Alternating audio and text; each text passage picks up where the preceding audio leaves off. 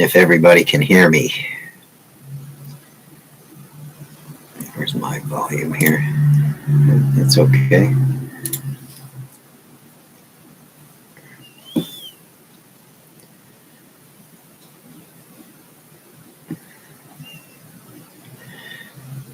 Microphone working?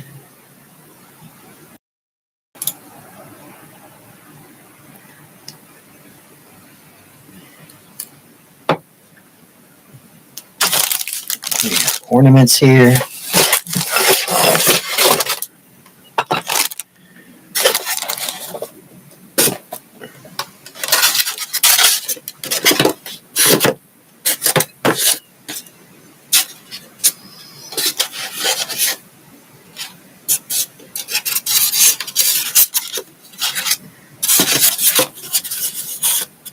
Somebody popped in. Who's that? Just starting today. See who's going to pop in and say hello. Ah, it's Tammy. Hi, Tammy.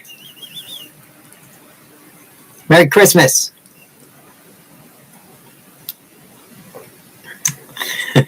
You're the first one. That's right.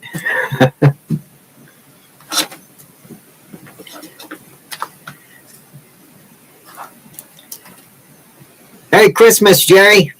There's Clay. How's it going, buddy? Earl, welcome. Just hanging out. I really got nothing to do. I just come on to say hi to everybody and see what's going on.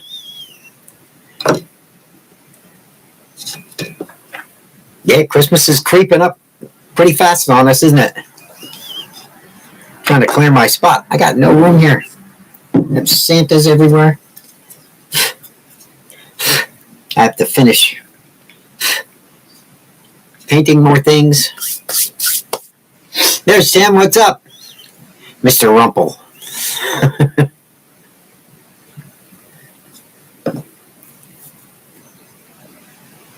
Linda from New Mexico. How you doing? Merry Christmas.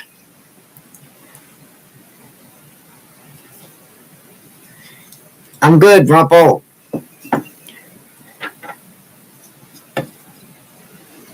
If that's who you were talking to. I believe so. Did I email you back, Tammy? I'm pretty sure I did. There's Bob. Merry Christmas. I got a lot of entries. Still getting people that aren't dating them, though. I don't know what I'm going to do about them. I got to keep telling them to put the date on it. That is part of the contest rules, but everyone's sending there's some great carvings, some great pictures, and they're sending their names and stuff. There's Rocky. Merry Christmas.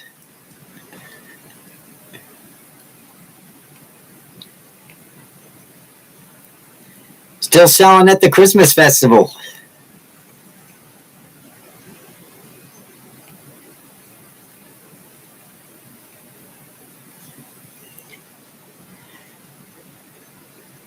Would you carve from river birch?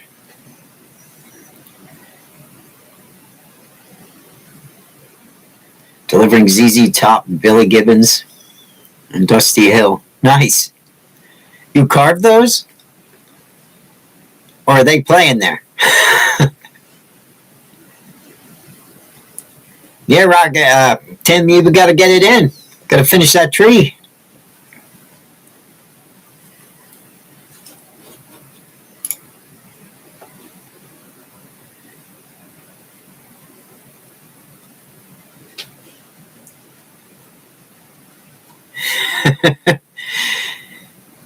Don't worry, Clay. I know you're carving away. I'll probably let some people slide because they're nice Christmas carvings, but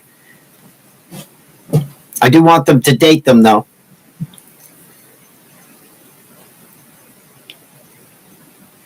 ZZ Top playing there, Rock? I saw ZZ Top, was it?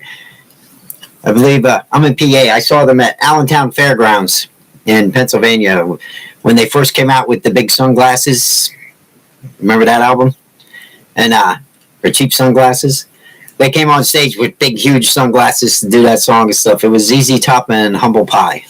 I saw them. I think I was young then.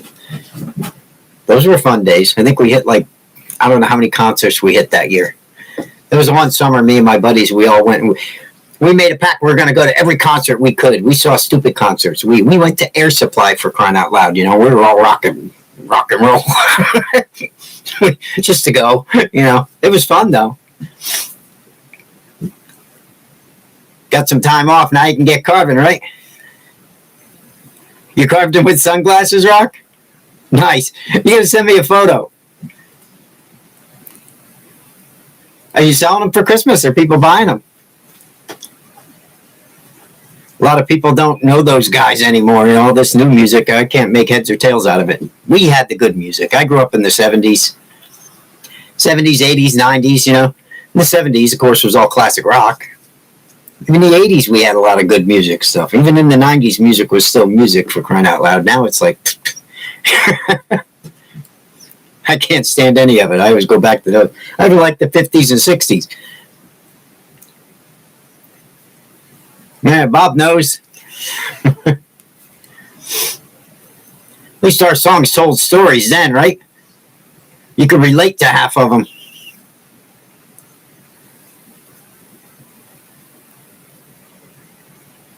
Yeah, nice. Yeah, it's home for Christmas presents to people that are all rock and rollers.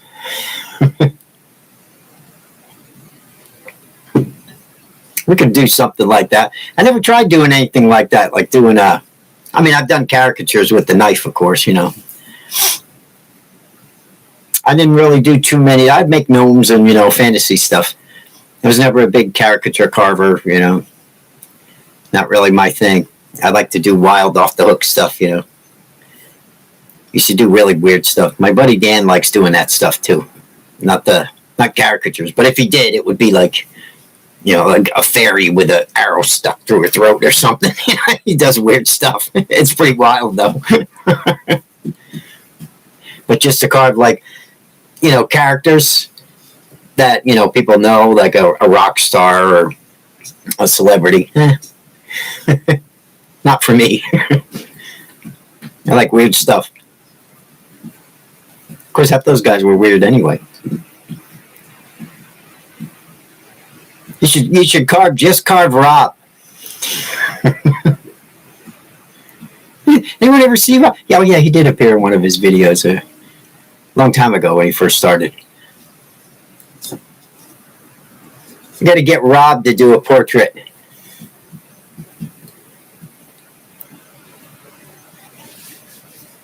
You ready for the contest? I got to order the Dremel soon. I'm going to order a Dremel. The 4000. I could probably give away half the tools in my boxes here. I don't use anymore too. I don't give away too much. I'll go broke for Christmas shipping everything. We have, what did I say last week? 7, 8 prizes. And now Bennett's studio on the lake is throwing one in. He's going to throw a carving in, a little ornament. Rob's throwing an ornament. Jordy's throwing in 2. I'm throwing in 2 or 3. 7 or 8 at least. We had some rain and slush here this week. It was pouring ice. It was nasty. Anybody getting snow where you're at?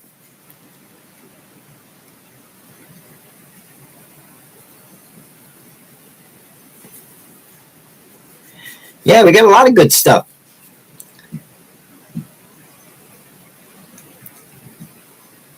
It should be a good time. I want to see what else I can come up with. Oh, that's it. Remind me, I got to get a set of knives. I got to pick up a set of knives. I want to give away those 2. And I think it's probably going to be flex cut, like a 3 knife set. I got these Beavercraft things. I don't like them at all. Not to knock Beavercraft. I mean, they're good in a pinch, but I'm going to have to break into a good knife if I want to make a good carving, though. They even send you a chip cut, little chip knife. But, I know they're good, strong blades, but they just feel weird to me. A little too thick for my taste. I might have to try some of those OCC knives. I had one a long time ago. But Rob swears by him. He loves them. There's Rob now. Beaver crap. What's up, Rob? We're just talking about you carving a self-portrait, Rob. You think I should go with some OCCs, Rob? What do you think? Think I'm going to try some. There's Ian. Merry Christmas. And Earl.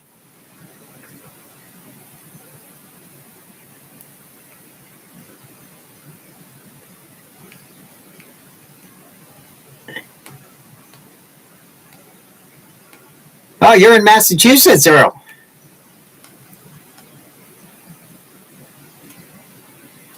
Guess I'm originally from Massachusetts. From Boston. I grew up in Malden, Massachusetts.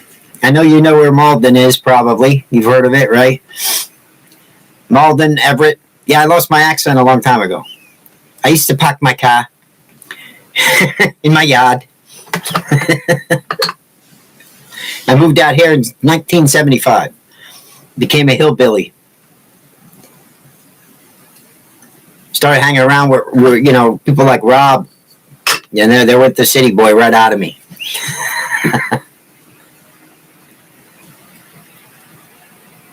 Too complex to carve, Rob? That's because you're so damn sexy, right, Rob? You couldn't possibly capture that on a piece of wood.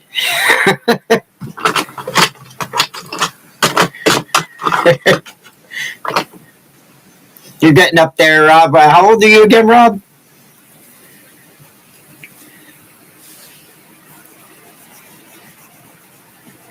It's just Saskatoon. Hey, some of the places I see you guys and you talk about, it's amazing, the internet. You guys are all over.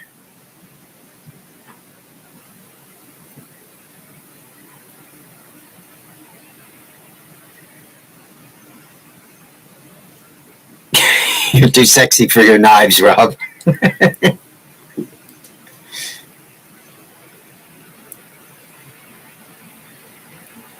I wouldn't mind. You're only 38, Rob? What is that? You just turned 38? But 10 years ago, right?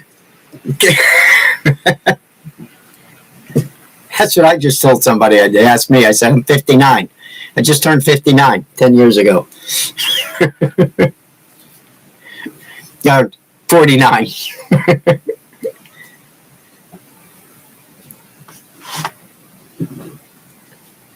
20 years ago. Oh, now you're starting to reveal the truth, Rob. Yeah, I've seen your hands in your carvings. Those aren't 38-year-old hands. They've been beat up a little longer than that. They're like mine. Wing burn. Yeah, all my family comes out from Boston all the time. I stopped going back to Boston a while ago. Earl, I guess it was, right? Boston, we used to have some big snow. Man, I remember being out of school for a month from one snowstorm because they'd push all that. The banks would come 6 feet high on the side of the road, and everybody had one parking spot, and then it would all melt during the day. You know, you get one of those 40, 50-degree days. And then what would happen is at night it would get real cold, and the street would become one big sheet of ice, and everything would just get shut down again. For like a month we did that. It was a blast when you didn't have school every day. But then you pay for it at the end. You're going to school longer, you know. But I remember the one year doing that. We were off for like a month from one huge snowstorm, 2 feet snowstorms all the time. What's the best way to sell your carvings, Linda? Well, right now there's lots of Christmas shows going on. Your family's probably not being polite. They probably mean it. Go to a Christmas show. Right now is the best time to try one.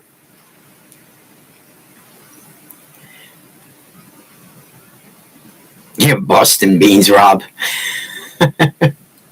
Boston has good seafood, though. Lobster. and of course beans. But you could sell on yeah, there's Rocky telling you too. Try eBay. Put them on eBay. Put them on cheap. Put them. You can make a little website. You go to Etsy. Make yourself a nice little, shop in Etsy. What the hell is floating around behind? Little fuzz. Where's that fly that's been in there for a month? He's been driving me buggy. But yeah, I'd go to Etsy. Put some on eBay. Go to Christmas shows in the summertime. Try Facebook Marketplace is really good. You can always do that and check it out. Put those on there. In the summertime, flea markets are a real good thing, and very few people bring their carvings to flea markets. I did that for years, summer after summer. That's what I did in the summer. I'd carve all summer and just every weekend bring all this stuff to the flea market and get rid of it, and then carve all week again for the flea market.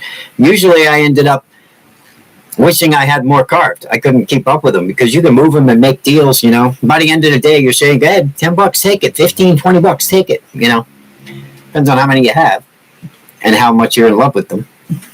Don't fall in love with them if you want to sell them. That's what I'd do. Right now, though, for the season, I'd go to a Christmas show. Go look up a craft show. They're all over the place.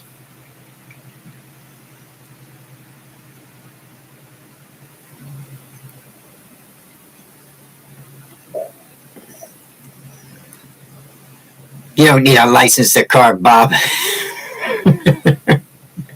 You have to get approved. You got to get approved by the group before you're allowed to carve and sell. You have to display your carvings to us, and we have to approve them.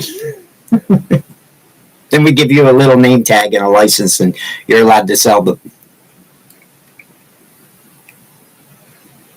Tammy, you're from Seattle, Washington.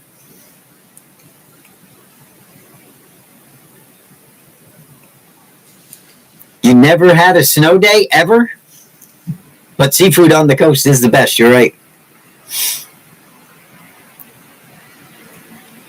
Yep, I know exactly. Crab cake. I miss going crabbing. We used to just do stupid stuff. I could throw a rock to the ocean from where I was, and we would go out, just fishing in the ocean. I miss the waves. What do I have around here? I have the Jersey Shore. It's 2 hours away. If I want to go to the beach, it's 2 hours away. When I was in Boston, I complained, I want to swim in fresh water. Now I miss the waves. Or we'd go smelt fishing all night, or the blues would be running and we'd be out on the beach for a week or two just catching bluefish, We'd camp out overnight on the beach. It was a good time. Always had seafood. Or we'd go clamming. We used to bring home garbage, those plastic garbage bags, garbage cans full of clams, and then have a steamer party and invite 40 friends. Now around here, like I said, the beach is so far away.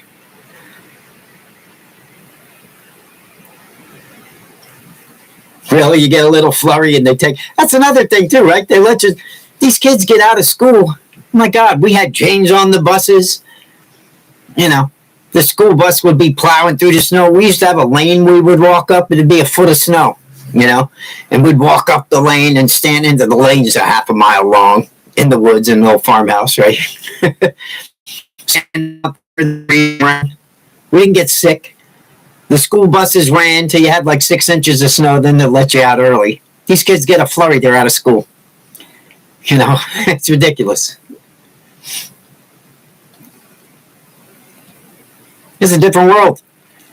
I tell my kids all the time. I used to tell them all the time, it's snowing, go out and play. No, oh my God. They go out for a couple of minutes and they're cold and they want to come in, we were on giant inner tubes sliding down the mountain, making jumps out of freaking snow mounds and then hitting them with the inner tube. And we were crazy. We had a ball though. We'd be out till 1, 2 in the morning, soaking wet, lips are purple. Your mother telling you to come in. You're going, I'm okay. We didn't care. We didn't get sick, though, either. Once a year you had a cold, maybe? Now they get a cold, they get pneumonia, you're at the hospital. Oh, it's ridiculous. Alabama, shrimp, crabs, oysters. Got a freezer full of them, I rock. Got a freezer full of them, I rock.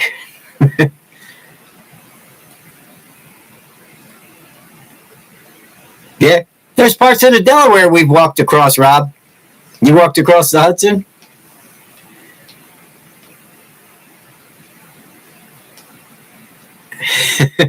We walked across the Delaware. I remember when the drinking age used to be 17 in Jersey when I was a kid. And we used to swim across the Delaware. I had a mustache when I was 12. You know? So, but we'd swim across the Delaware 16 years old, you know, and then we'd walk up because once where I lived, you swim across the Delaware in PA, you're in Jersey. You hit the Jersey Shore, you know, that's it. Or not the Jersey Shore, but you're in Jersey. When you get out of the Delaware and step on land again, that's Jersey. It's right across the river, you know. And we would swim across the river and then go up to this one bar and get beer and stuff and come back down and sit on the bank in Jersey and drink it when the drinking age was 17. Of course, you tried to get in when you were 16 and younger. Sometimes you did. Then they raised it to 18, and I think it went to 19. I don't know what it is now. It's probably 21 now. But back then, you know, you had that one guy that was older than everybody. Would paddle him across in the rowboat or something. Hey, get some beer. The same thing with cars and trucks. We'd float down the river, and we'd have like 20 kids in the back of a pickup truck, and we're all holding inner tubes and stuff and hanging on. And, you know, the cops would stop you in a minute nowadays for that. You know, we'd go all the way up the river, and then we'd all get out, and we'd jump in the river and float down. We'd drive up the river for, you know, a long time, and then it'd take all day to float down. And it'd just be one big day we'd spend floating down the river. You know, on inner tubes, going through the rapids and stuff. You know, 10 or 12 of us. It was great. That was it. We had a childhood. You know, we didn't sit there like this on the damn phone all day. We wanted to live a little bit. Technology's good, but look what it did to everybody, you know. I mean, it's great for stuff like this. I mean, I could talk to everybody from around the world like this, you know. And you can teach. It's really good for learning stuff. You figured they'd be 10 times smarter than us, right? Sometimes my kids ask me things after going to school, and it's, what? What kind of question is that? You know, don't come home with a map of America and ask me where America is. You know, stuff like that. It's like, what are you talking about? I mean, they're not that bad. But, I mean, you know, public school. My kids were homeschooled for a long time, and they were smart. Then I sent them to school. It ruined them. I tell them all the time.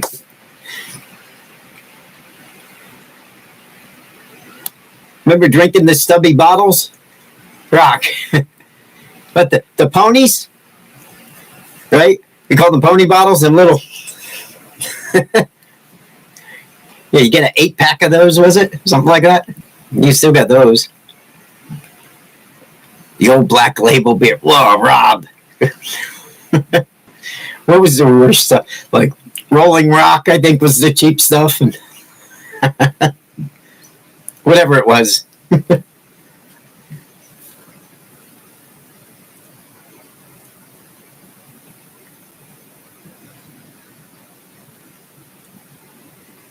Used to use a red plastic gas can, fill it up with beer.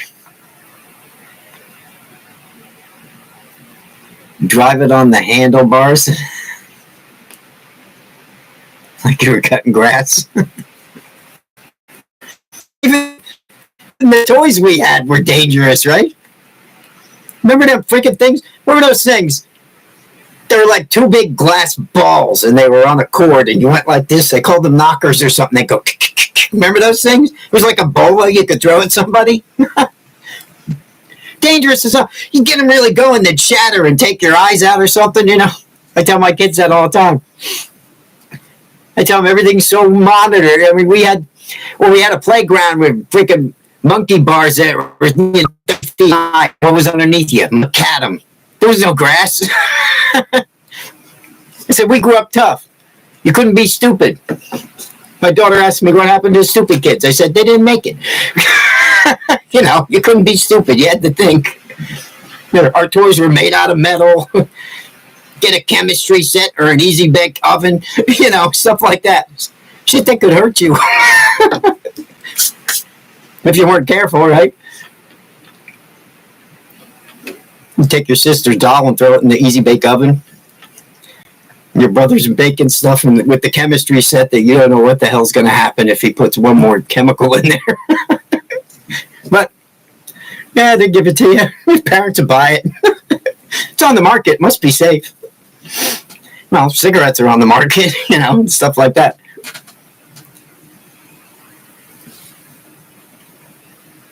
They ban the kids from climbing. I know, right?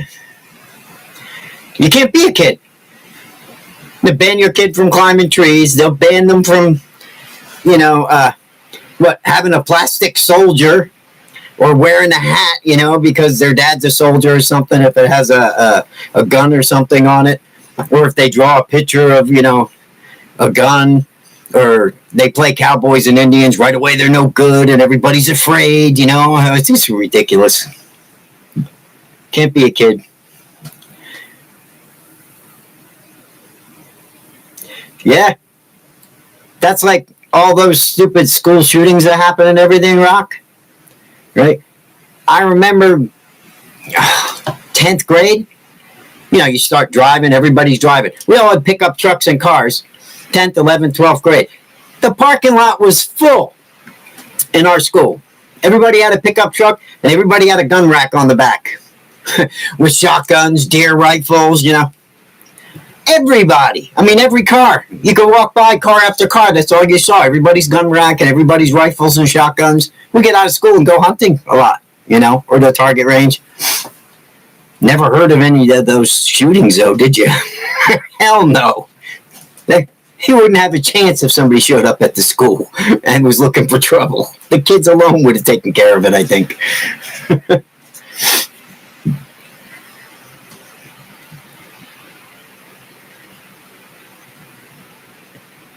If you got a chemistry set, Rob, that's a dangerous thought.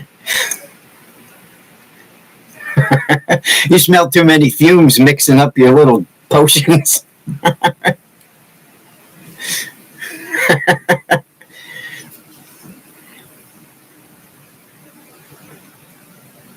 Shot geese at football practice, yeah. I remember walking down the road with a single action crack open shotgun or a double barrel, you know, hinge action, thrown over my shoulder, walk all the way down the road, go into the store. I mean, you're 14 years old, you know. Go into the store and buy shotgun shells for it with it on my shoulder. Or just, you know, cracked open, holding it in my hand, go right in the store, and they say, hey, how you doing? What do you need? You know, give me 20 gauge shells, you know. And then walk out of the store and walk back up and go up the railroad tracks and go up and shoot doves and or small game hunt or whatever. 14 years old. I seen a kid shoot a pheasant and actually bring it on the bus before school.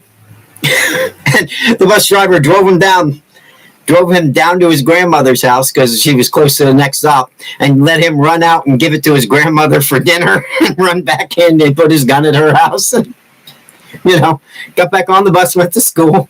I mean, that's what they did, you know. It was a different world. Yep, go to a hardware store. What do you need, a hammer? How about this? We got guns over here. What do you need? You know, they had all kinds of stuff. Nobody was afraid of everything. And nobody had trouble.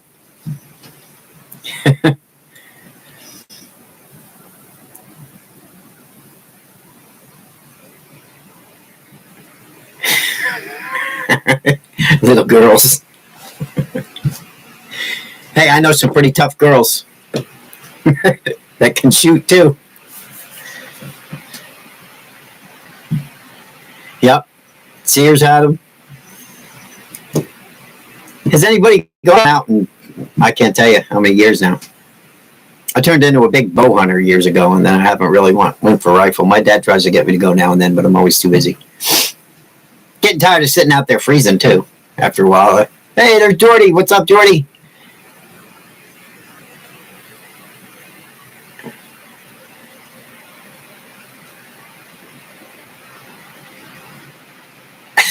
You caught a seagull with a fishing hook. You probably could have just caught him right in your hand by holding the bread up, right? They attack you over there like they do around here. They rip a sandwich right out of your hand, for crying out loud, those things.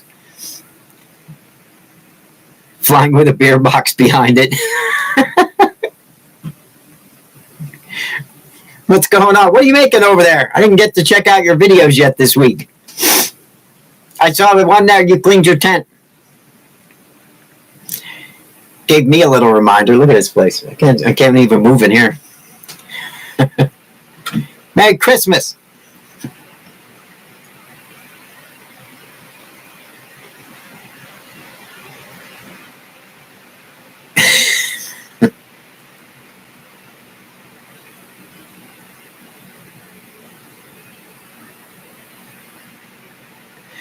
She'll be able to, Mark.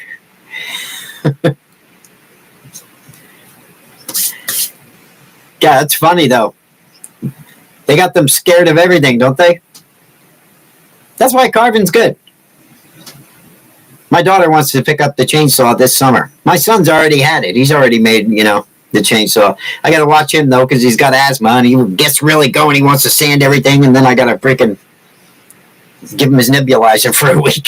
I got to keep him out of the sawdust for now until he gets a little tougher. You carved a Santa deer, Rob? Those reindeer are pretty cute, Rob.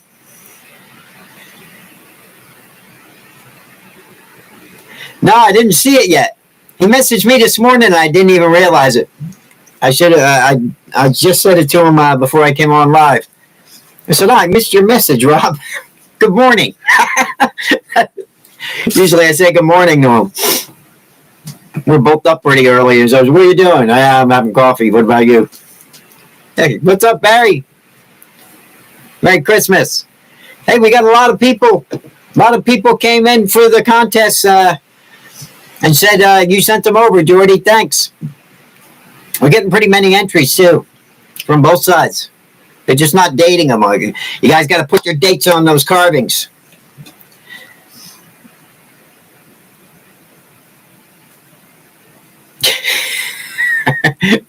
Your wife thought Rob's reindeer were cartoon mice. Well, we were calling it a donkey for the first couple of weeks, the first week, Rob. Now they're mice. I thought they come out good. You should have painted one like Rudolph. Yeah. We're saying, hey, Jordy sent me over. I said, all right, tell Jordy I said hi and welcome to the contest. So we got pretty many entries. Anybody have any questions on the live? Yeah, on the giveaway.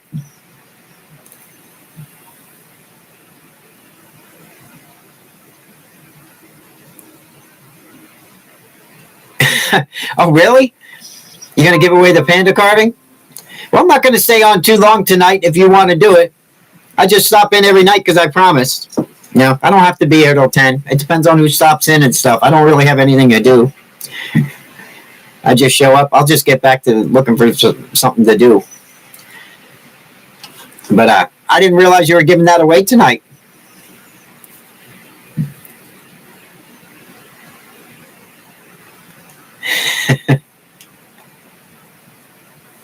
Your tree gnome.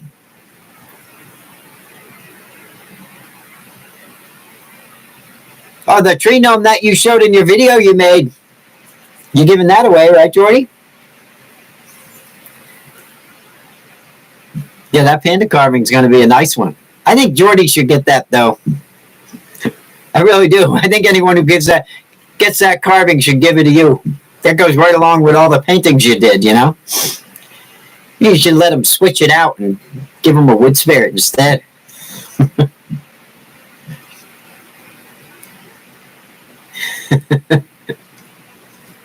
How you feeling anyway, Jordy? Better?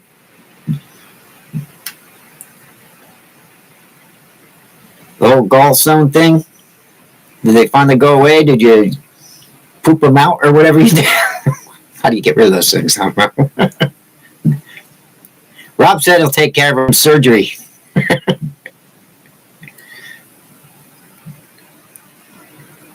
Yeah, you entered the tree gnome. Yeah.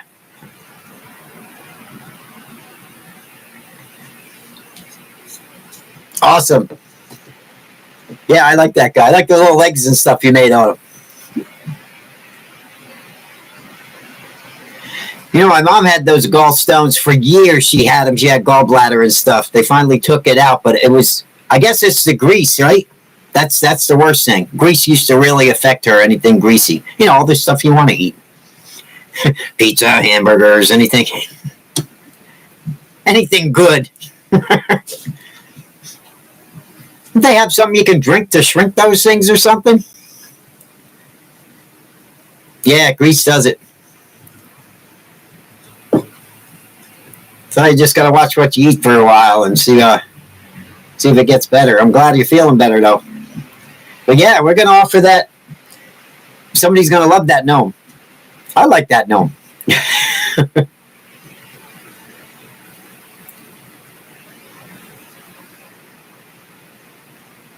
Yeah, I thought they can give you something to shrink them. Tammy right away with the fruitcake. We had a ring match going. We were going to challenge you and Rob to a boxing match. Tammy was my backup because you called me Tiny Tim last time, Dory. I don't know if you saw the last live, but Tammy's on my side. She said me and her can come over and we're going to fight you and Rob and smack yous around. We're going after Rob's donkey and everything. I told Rob I was coming after him and his little donkey too. See, look at the arms on Tammy. Look at that. Tammy got some guns, buddy.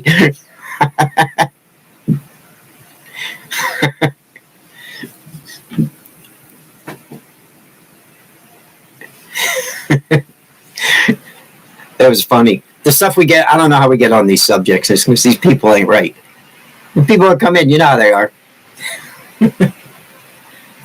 Depends on how much coffee we had or how much we didn't have or who's drinking what, but you never know what's going to be said in a live.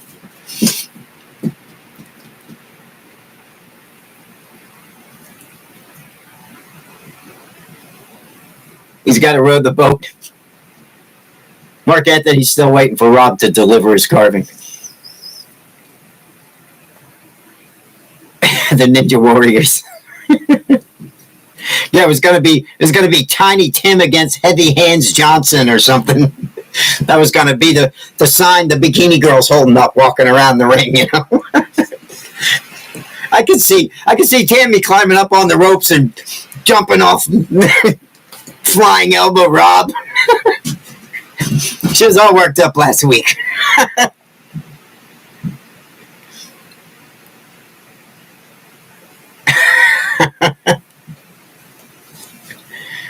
She was ready. What do you think, Rob? You think you can handle Tammy?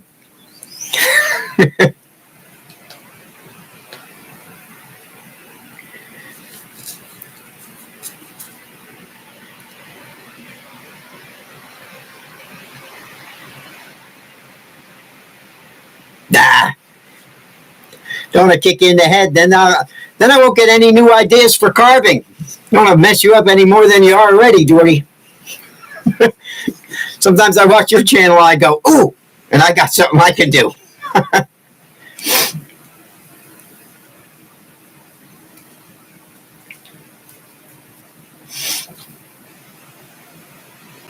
I just got to find out where exactly the gallstones are in your body, and then I'm just going to put one well-placed shot right there. You'd be down. You're down for the count. You got to think smart if you're going to fight.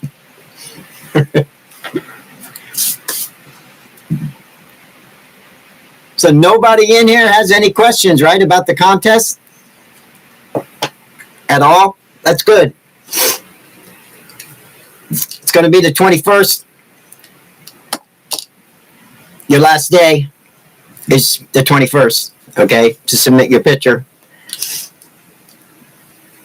And I think I'm going to pick up a set of knives, too, like I said. So I want to give a set of knives away. So there's got to be at least 8 prizes, 8 or 9 now, you know. And there's some good ones.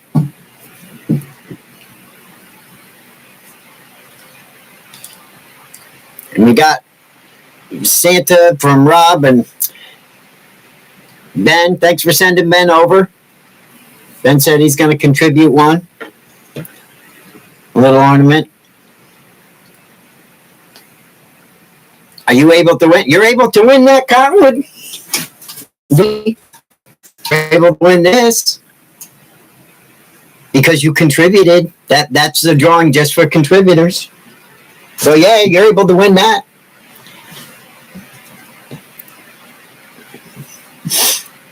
I'll ship it to Canada. Hell, I'll ship that to Canada before I ship to Mark Anthony again in New Zealand, that's for sure. Sorry, Mark. But don't worry, we got Rob delivering for you.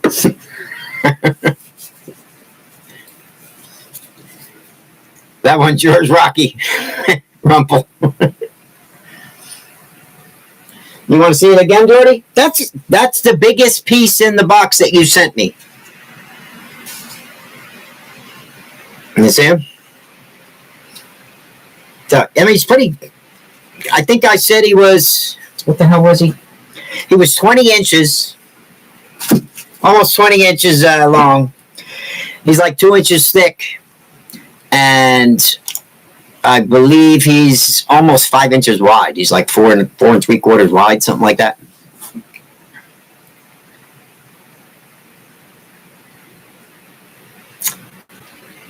Sure, Linda.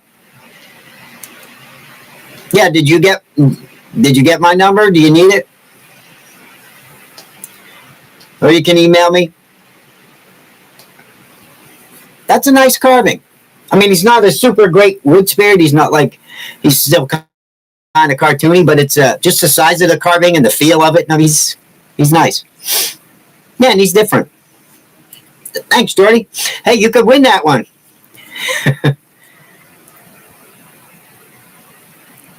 Oh, really? I haven't seen much of Uncle Kevin's. I seen him doing the dragon.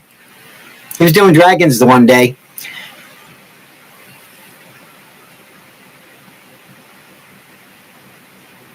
Yeah, you're in the challenge, though, Jordy. Yeah, you're still in it.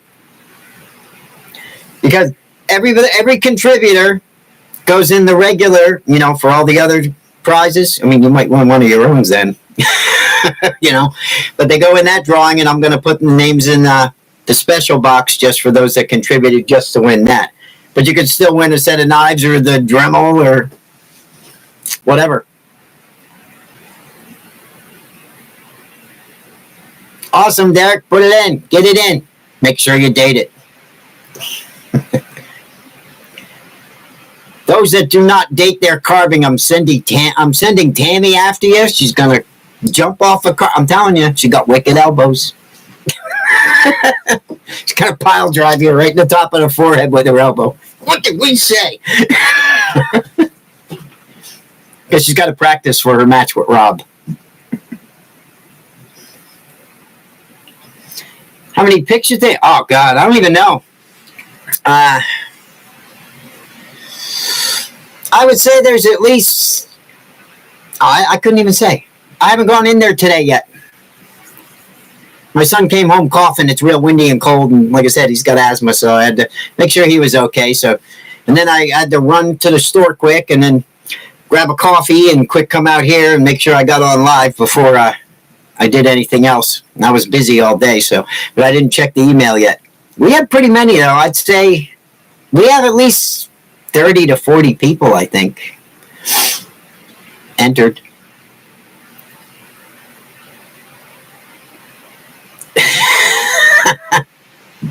How's that? Is that approximate enough for you? Yeah, I would say upwards of 30, maybe 40. Off the top of my head. I'll count them up and I'll message you and let you know how many. So it's going to be a good... Everyone's going to have a pretty good chance to win. Boy, Rob's quiet. What happened to Rob? Where you at, Rob? Rob's butt hurt because they called his reindeer mice. I didn't do it. We love your reindeer, Rob. Come back, Rob. You can take it, Rob. You're only 39.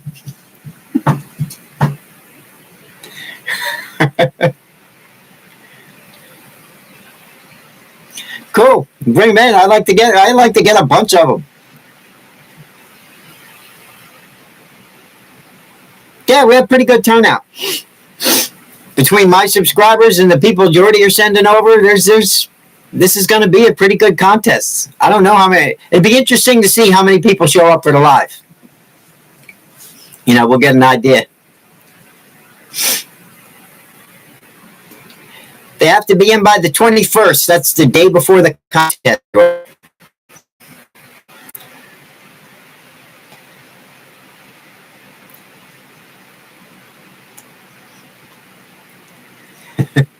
That's okay. Yeah, you don't have to date your actual carving, but put a piece of paper with the date on it, If you don't want to mark it up.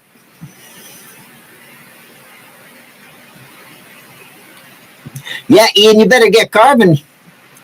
You have what? Yeah, Ian, you better get carving. You have what? Exactly 10 days to the drawing.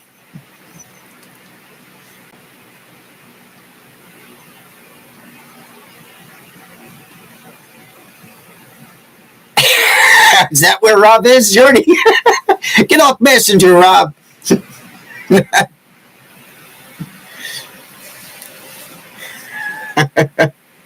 I love Rob's carvings too. Hey, Rob did really good with those reindeer, I thought. And that last video, I even told you that, Rob. You know it. I said that last video was really good. You got to do more like that. You explained it was really good. It was a good video.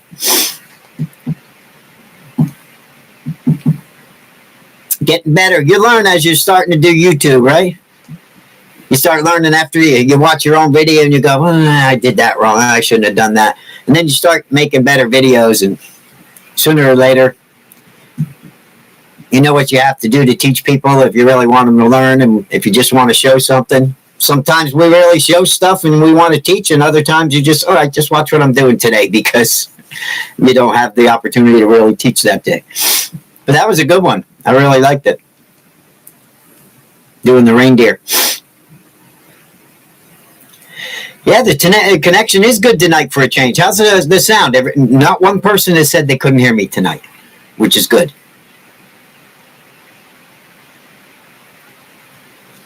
What's the prizes, Jordy? We're giving away a Dremel 4000. You're giving away your Dremel. You're giving away your gnome. I'm giving away a set of flex cut knives. I'm giving away a carving book. We're giving away that big cottonwood piece I showed you for contributors. I'm going to give away another ornament or another carving of mine. Maybe a wood spirit I make this way. I think I'll make another cottonwood wood spirit. Off the top of my head.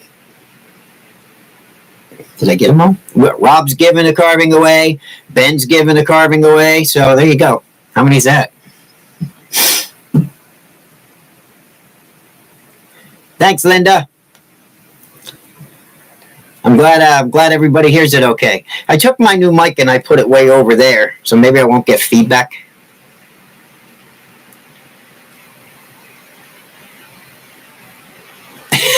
Here's Rob. How to Wood Carve a Donkey by Just Carve Rob. We're going to give away that book.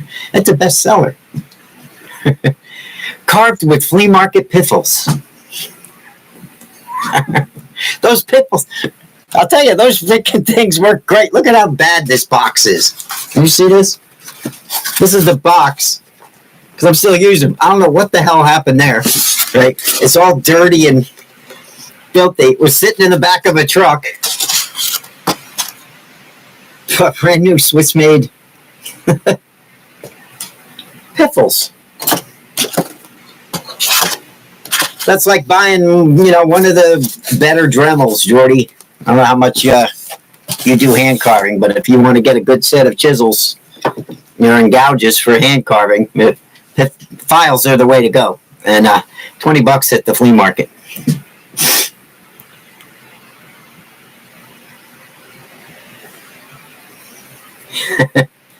That was the set I was going to re-gift to Rob, but then I carved with him now. I like them. I'll give you my beavercraft knives, Rob. Carve a donkey snowman. Yeah, right? I know, Rumple. He brought them. They were melted. I was like, oh, man, those poor freaking gouges. What'd you do to them? It was probably just all smashed in with everything else.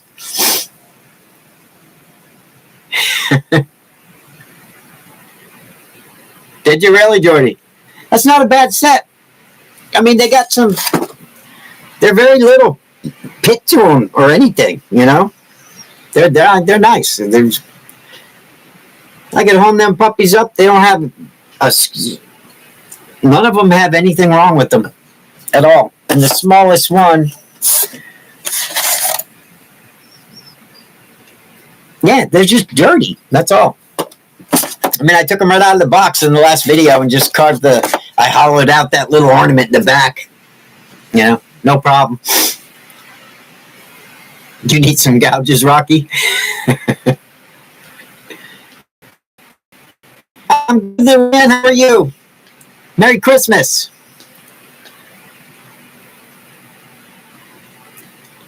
You want a knife? I'll send you a knife.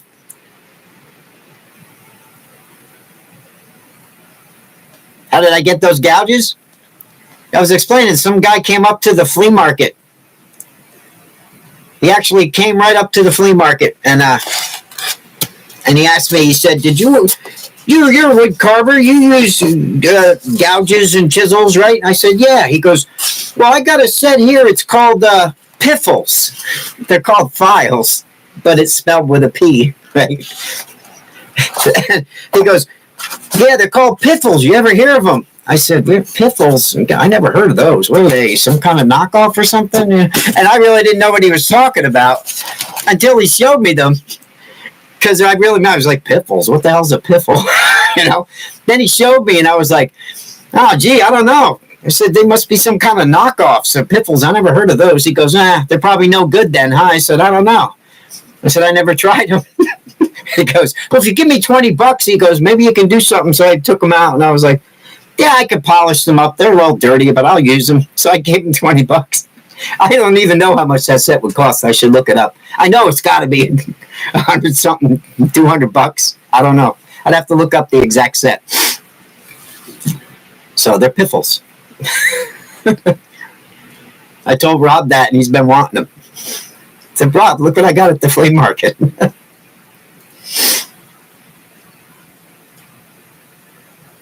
Yeah, I know, Rob. You still want them. Let me see. A set of piffles for a reindeer mouse-headed donkey ornament. We'll switch.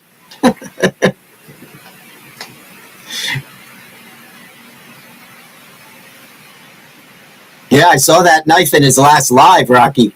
That was a nice knife. That's right when I came in on the live, he was holding this big giant knife up. That was my first comment. I was like, what are you compensating for, Jordy, with that giant knife? And it started him up. He got all worked up. You're Tiny Tim. You want to go?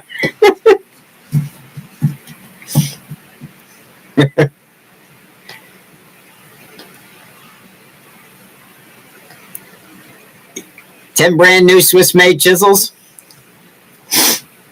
They're nice. Well, Rob will suck them up. Oh, yeah, for sure.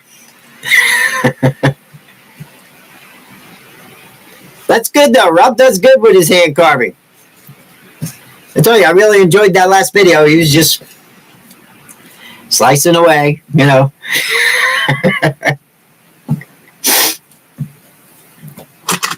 I'm going to send Rob. I have so many freaking knives. Rob wants my Helvies. I have 2 Helvies in the box I don't even touch. I take them out now and then and go, you're pretty. And I put them back in the box. I won't carve with them. Rob, you can have these, Rob. They were gifted to me from Beavercraft. You can have them. And I was like, yeah, okay. I'll make a video with them. They're okay. But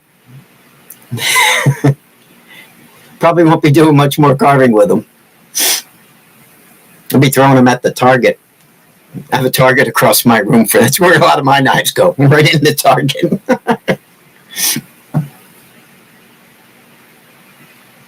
How many reindeer for a set of piffles? Geez, I don't know. It depends. You were charging Mark Anthony $1,000 for that last ornament for the ornament that you want to send him if he wins, and we have to send him the money because he's in New Zealand. You said it was $1,000, Rob. Make him pay for them, Jordy.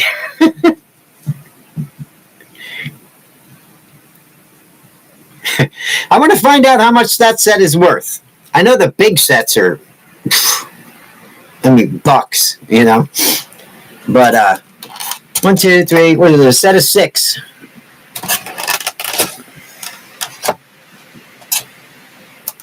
And I got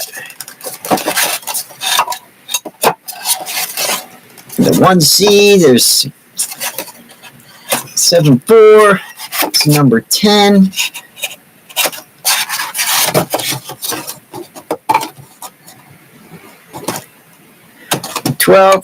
Even got the scoop. I mean, they're all really nice. Different shapes. I mean, I use those. I could probably just use those for every project I do. I got to do some more knife and hand tools.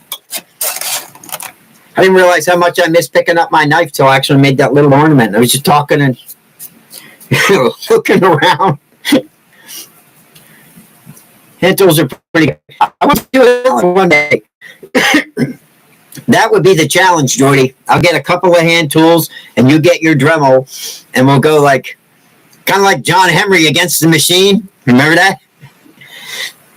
See a little piece of wood and just see with a knife and hand tools against Dremel and see how fast we can carve, and do everything with it. And that would be a fun challenge just to see, how close I could get to coming up with a Dremel, a carving in the amount of time you could do one in with a Dremel. Because you can fly pretty good with a knife.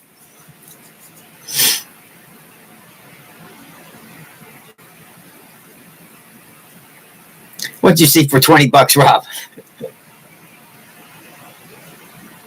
15 plus shipping. You saw them for $20?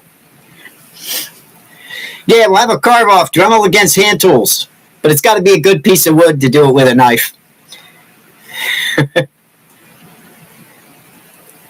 Just to see, how fast you can make one. That'll get a good sanding drum and go against a Cuts-All bit. I bet you that. Now that would be a challenge. A 40 grit sanding drum against a Cuts-All Extreme Flame Burr.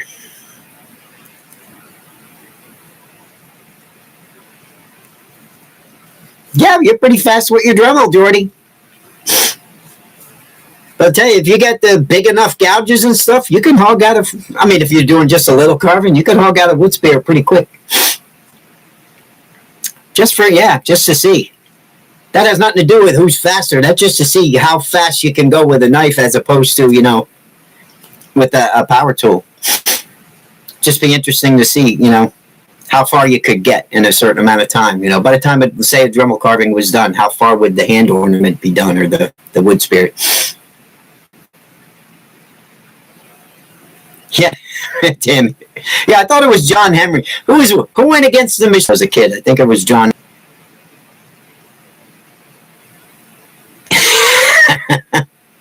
I don't want to try talk Jordy out of any cottonwood bark.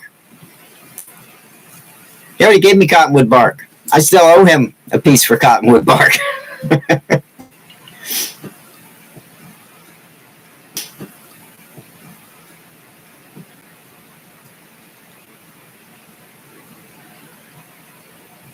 That could be that could be fun. We'll make a really awesome one and put it on eBay when we do that eBay challenge. I'm going to do one just so we can just throw one on eBay and see if we sell them. But it'd be nice to do a challenge to see who could make more money on eBay with one carving. That would be a fun challenge. I mean, there's all kinds of challenges we could do.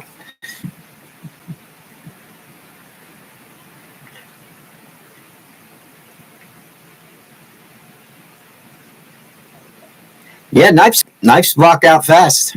Yep, it's kind of like a chainsaw. You know what I like about the knives? When I pick it up and I make a couple of carvings with those, they don't suck any dust. You really get tired of dust after a while with the Dremel.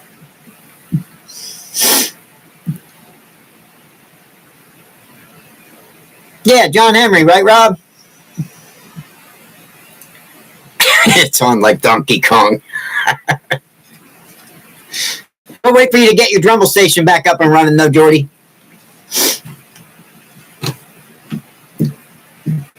I know you're missing that.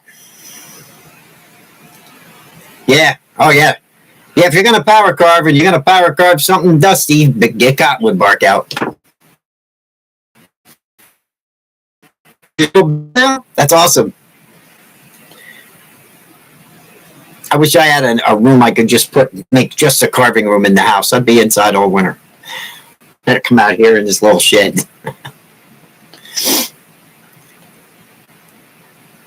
How the renovations coming over there?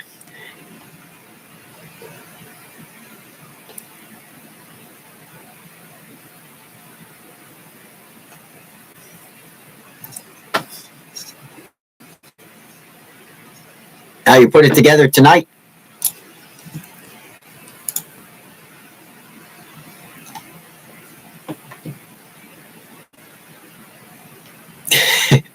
Yeah, yeah. Hand carving doesn't. It's not so quiet when you slit your finger, huh?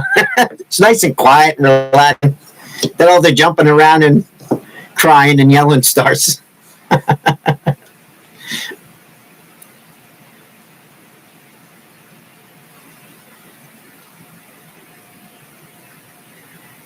All right. Hey, I was gonna remodel and reskirt around a mobile home over here. Plywood? Oh my God! Freaking forget it. You could buy a whole new freaking mobile home. The price of plywood was crazy. Yeah, fingers carved good, Rumple. A little too good sometimes.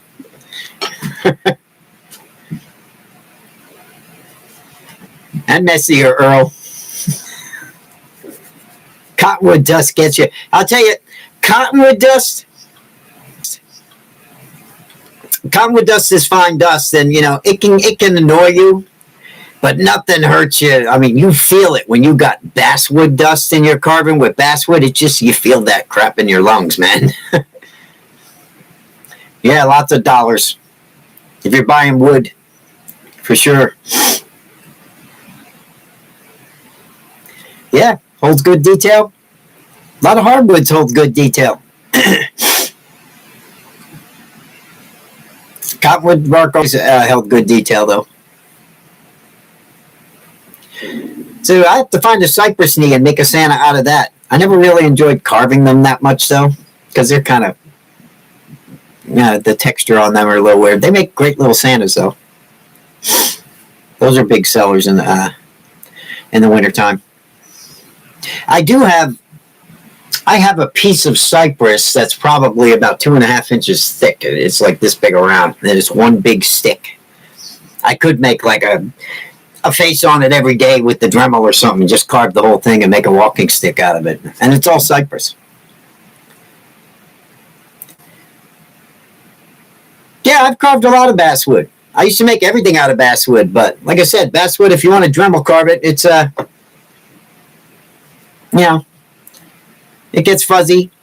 You can clean it up with diamond bits and ruby carvers, though.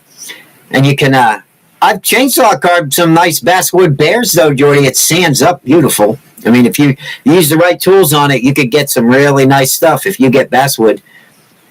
Around here, they call American linden. If you have that in Canada or up there in BC where you are, that's basswood, really. It's basswood.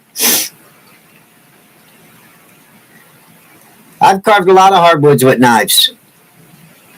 Not that I enjoyed a lot of it, but I have, yeah. Carved maple. I've carved.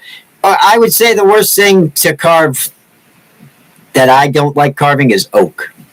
It's just splitty. What else is splitty? What was it? Hickory. Hickory's very splintery, splitty when you carve it also. You know.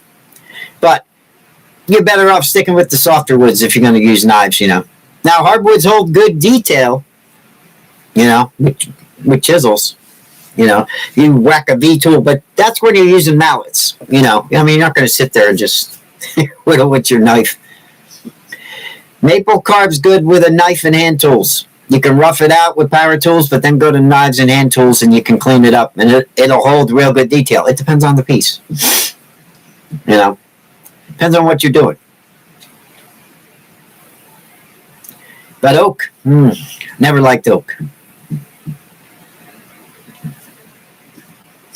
If you're going to power carve, I'd stick with, you know, basswood or even pine. I mean, pine, cedar, basswood, cottonwood bark, of course, you know. But anything you could carve. I mean, poplar. I think poplar was one of the big carving woods before they started using all these other woods. I think one of the main ones, you know, way back was poplar. It was one of the first ones. They made everything out of poplar. That cedar is really good to carve. Yeah, maple fuzzes up with the burrs really bad. That's what we were talking about before. Or sometimes you just get a bad piece. I've had maple, though, Jordy, that was white. I mean, pure white inside, just really, really clean. And then I've had other pieces that it was kind of, maybe it was past its time, I guess. And then it had some veins running through it, and it was fuzzy. It was, maybe it's when you cut it, or when, you know, how old it is, how seasoned it is. Because I've carved some beautiful maple. I was like, I wonder why Jordy doesn't like maple. I've had some nice maple. But then I have had some crappy maple, you know. So maybe that's something to do with that. Can't really judge it just by one carve. If you carved a whole bunch of it and it was all at different times, you know, maybe you just had a bad piece. Western red. Yeah, I mean, I see the way that stuff cuts, and I always said that to myself. That would be fun. That Western red cedar. Those giant redwood trees, that stuff looks like it carves like butter, don't it? Could you imagine having some of that? Yeah, birch and poplar carve good, Rob.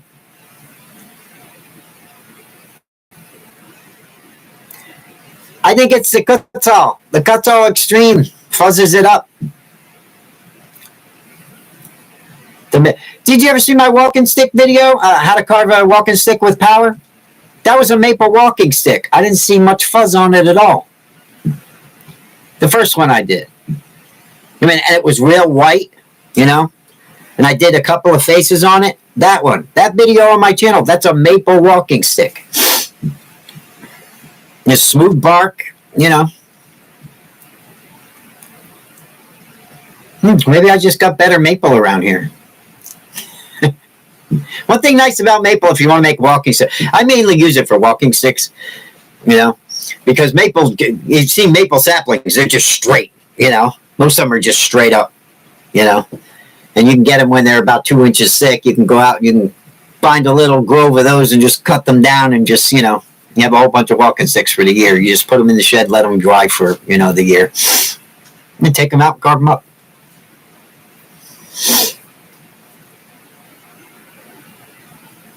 I never really had a problem with it being fuzzy.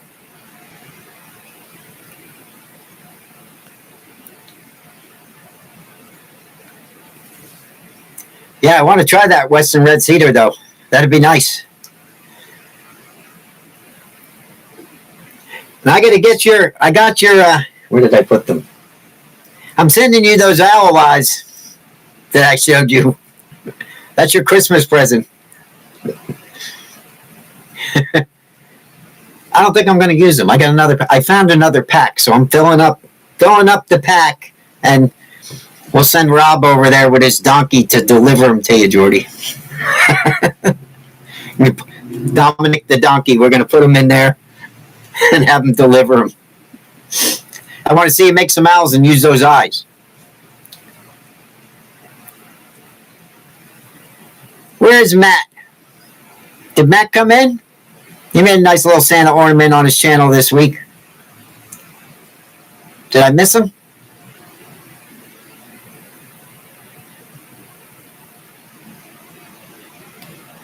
Oh yeah, the juniper. I like carving juniper, but it has to be the right piece.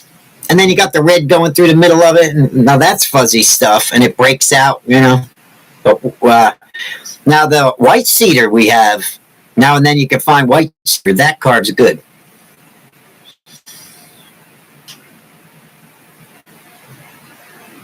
Well, I'm giving you a whole pack of them, buddy. I think there's one, two, about 6 sets. Yeah, they're not cheap. That's okay. You could call me. I'm just answering questions as it goes down. Here's Mark Anthony. Remu? Is that how you pronounce that, Mark? What the hell's Remu?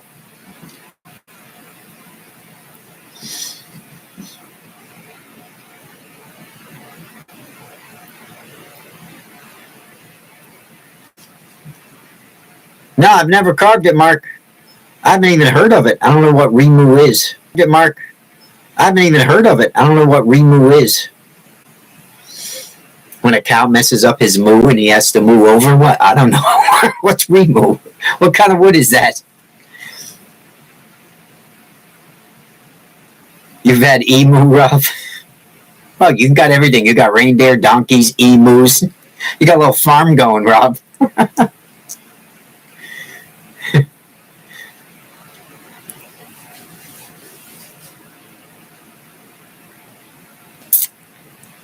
Kind of a chocolate color, huh? Where does it come from?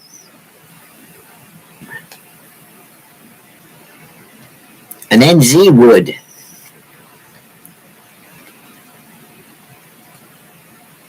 What's NZ? My brain ain't working or something. Is that a state?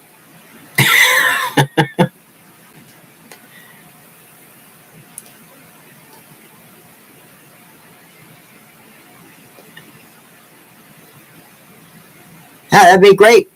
Yeah, I'd like to carve some red cedar. I'll probably do a video on it. Thank you. Rumple. Right? What's NZ, Rumple?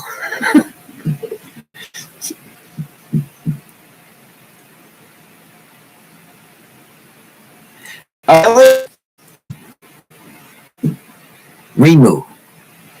I know what NZ is. It's New Zealand. No, but I never heard of it. You got different trees up there, Mark. I have carved, I think the most exotic wood, was it Australian mahogany? Do I have that? I have, oh shit. I have a picture, not a picture. I have a block. I'm going to make a gun stock for my dad out of it. It's got to be this thick. It's like this long, and it's probably this wide, right? It's mahogany, solid mahogany. It's like 3 to 4 inches thick. Something mahogany, he told me it was. He brought it to me, and he said, I want you to have this and make something of it, because I made him a walking stick and just gave it to him for his birthday. You know, he's an older guy. But I don't know, I never heard of it, but it's beautiful. I'll have to find it and show you guys. But it's just a big chunk of wood. It's flat, you know, but 3-4 inches thick. And I never heard of that type of mahogany. So, and I've carved tiger wood, and I've carved one of the harder ones was ironwood, you know, but not too many fancy woods. You know, we have a lot of black walnut around here. You know, I could carve black walnut a lot. We have black walnut and sycamore and maple, oak. You know, that's my area. Pine, you know. Juniper, lots of juniper. Right around my house, there's hundreds of juniper. I wish they were Western red cedar. But they're junipers.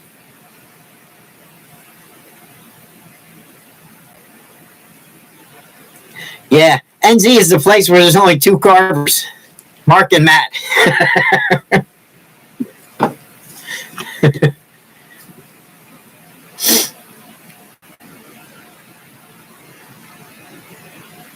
Oh, nice. Oh, you don't want to ship anything to me, Mark. Trust me. I appreciate it, though, buddy. That's a long trip from New Zealand. Yeah, I didn't know that, Jordy. I figured that mahogany's mahogany, but there's, I guess, this Australian, uh, what genus, I guess it would be called, is supposedly super expensive and super amazing, and but I mean, we get what's the kind that we get? I can't think off the top of my head. There is a couple of mahoganies that we could get around here, though, too. Yeah, the one thing about our red cedar, well, we call it red cedar, but it's juniper. You're right. Smells amazing, and it doesn't rot. The bugs don't really get in it because the bugs won't eat it, and you don't get that, but you got the red cedar, the western red cedar, and ours, and the red cedar for this is like, it's white. You have that layer of white, and then it gets red, and you never know where it's going to get red.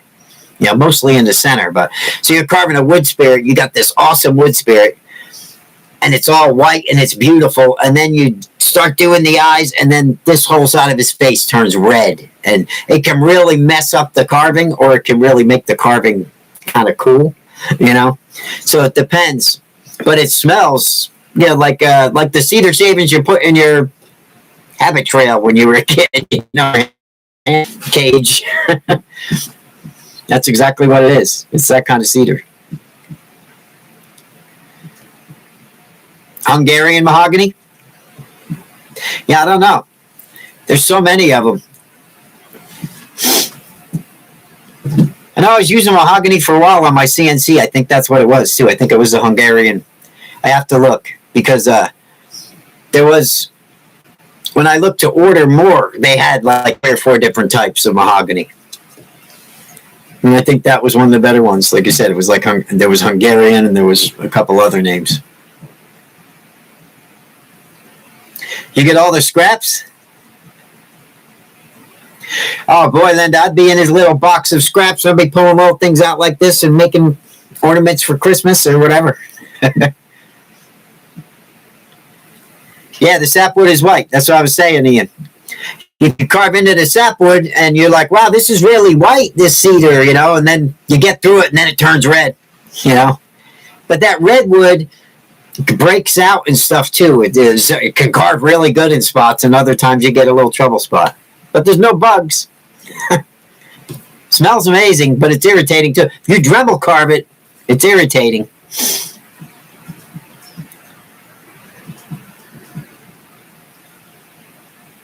Yeah, it's nice if you want to make a piece of artwork and you're going with that, but when you're doing something specific, it can mess up your design too. Just an optical illusion, even, it just kind of messes with your brain. Sometimes it doesn't work, and other times it works really well for art purposes. But if I'm going to do a face and I really want to detail it, I just like a nice white blank piece of wood. I don't want, unless that design was a cool grain that ran, I could make hair or something with it and really make it work with the piece. That would be cool. Yeah, but the red color is really nice. Yep. Yeah, the cedar chips.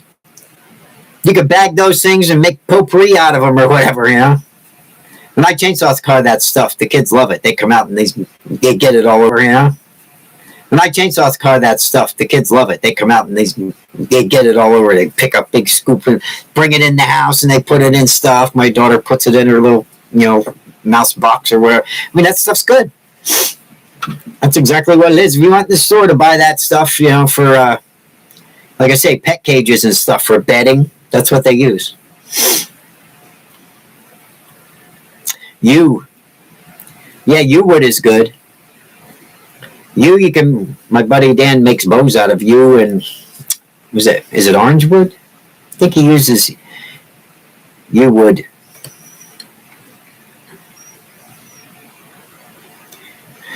Yeah. I made a Native American Indian out of one of those big cedar logs, the juniper log.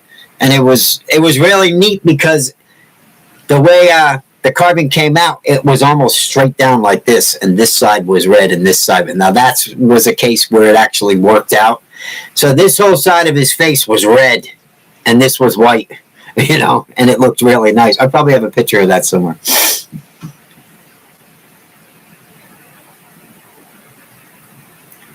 What's up, Kevin? Merry Christmas.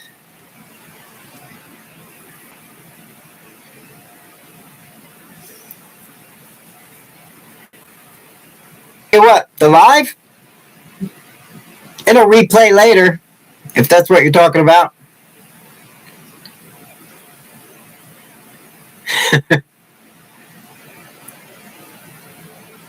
Yeah. They'll probably make wicked incense burners. And when it gets hot, you'd smell the cedar. That's what always cedar was here. A lot of people mistake around here. That's what they call cedar. Oh, it's up in the cedars. It's really a bunch of junipers.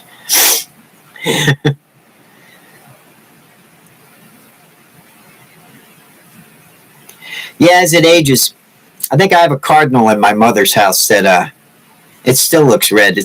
I think I have a cardinal in my mother's house that it still looks red. It's been there a couple of years. I'll have to take a photo of that and show you. 5 square?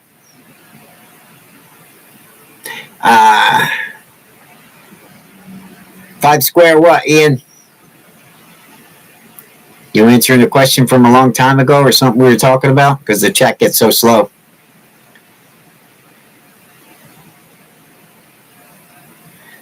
That's okay, Kevin. Merry Christmas, buddy. You're always welcome. Can you get us on your phone okay? Everybody's not having a problem this week, at least with the sound or the internet. I haven't had one complaint about nobody can hear me, which is good.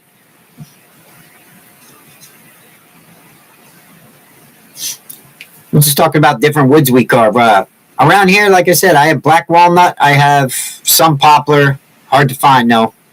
Believe it or not. And we got lots of junipers. I live pretty much in a juniper forest, for crying out loud. It's just everywhere.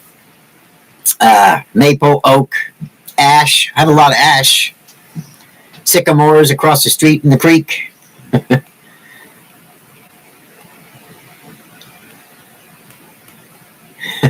Oh, okay. Okay, Ian. Yeah, I see what you wrote, and I was like, huh? It's hard to keep up with the chat sometimes.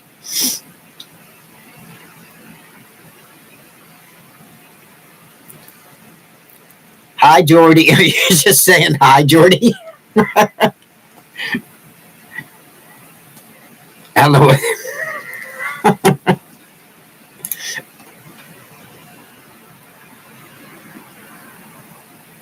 Yeah, that's good.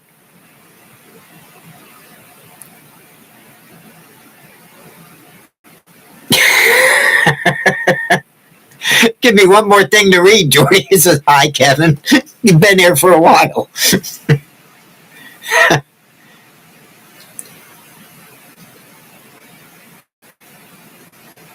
I think he was making the incense holders, wasn't he? Or are you getting out that stuff? Were you mixing it with sage and something?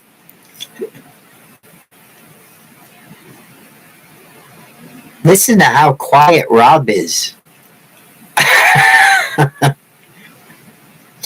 Rob's probably messaging Jordy. We got to find a way to get those piffles, Jordy. Make a deal with Kevin and I'll send you a reindeer and you can give them to me. I know he's on Messenger messaging Jordy.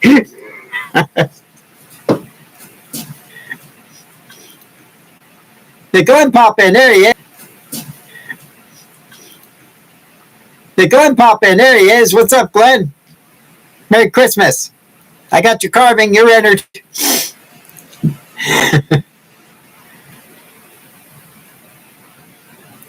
What state do I live in? If you're talking to me, I live in Pennsylvania. Laura. Rumpel's got time off. He's ready to carve.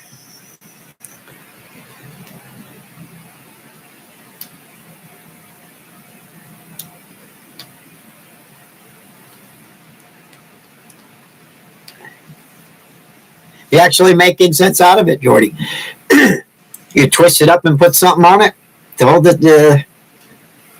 You just put a couple of shavings in an ashtray and light them on fire. It probably does the same thing, right?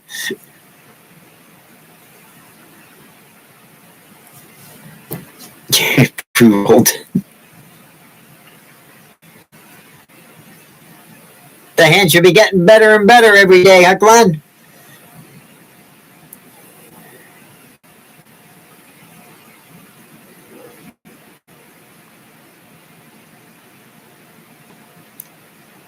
Tamarack. I've heard that. Tamarack. I've heard that name.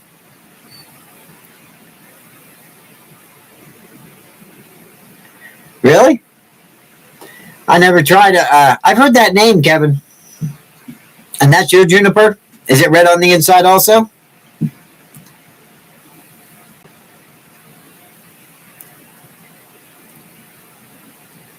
Oh, when Jordy said hi, Kevin, he wasn't talking to me. He must have been talking to you. I was like, what is Jordy saying hi for? He's been in here for a while. I'm a dick that way. I don't know. It's hard with the chat. I don't know what the hell I'm reading. Most of the time I say something and you guys go, it goes way up here, and then whatever I said, somebody answered is way down here. You know how it is. Sorry about that. My bad. I'm trying to read the chat. It doesn't move, and then it moves, and I get confused.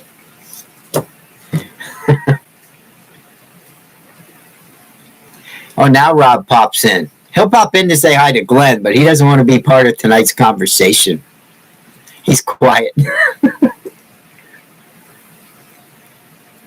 Got visions of sugar plums and piffles in his head for Christmas.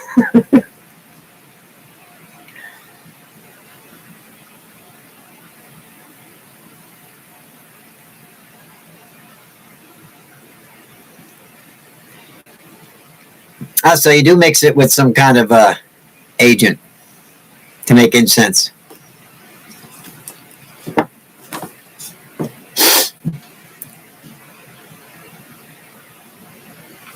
It looks like the red cedar, the juniper we have.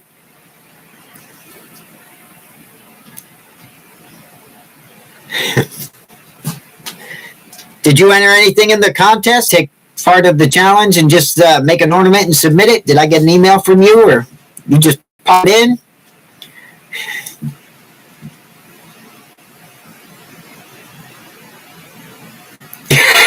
Linda, don't trust Rob. Jordy, make me a deal on that panda picture.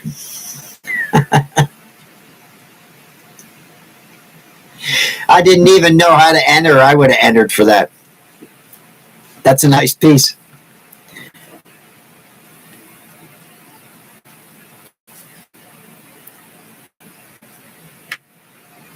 Something great about YouTube, Tammy. You can always look up whatever you want. You want to know how to make incense, look it up.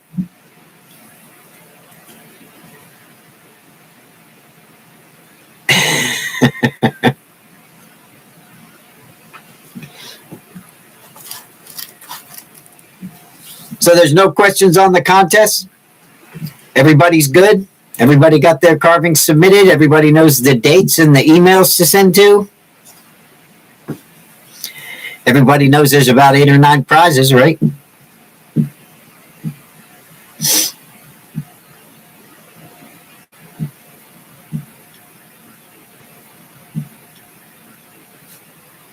Everybody knows Rob really didn't fix any of those.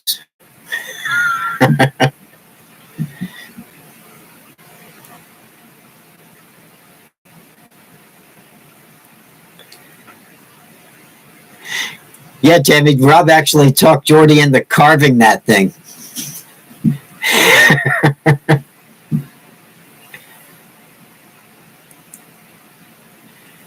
Yeah, I didn't see the video. I know, Jordy, because I remember you saying in your next video, you know how you're supposed to enter, and I was like, oh, Jordy had some kind of thing going on. I missed it because I don't know how. So I figured, okay, well, I missed it.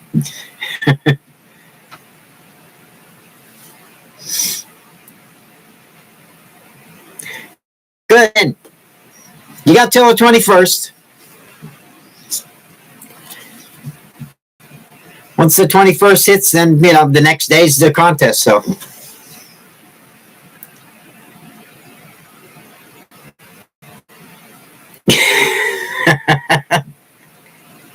That's a threat. Maybe you could come to our side with me and Tammy and we'll all kick Rob's ass, Jordy. He's just threatening you and stuff. Rob, you're turning into a pretty mean guy, Rob. Threatening Jordy. You're balling up on me last week, calling me Tiny Tim and laughing. Yeah, see? Not making a lot of friends, Rob. I don't think anyone's giving you one piffle for Christmas, Rob.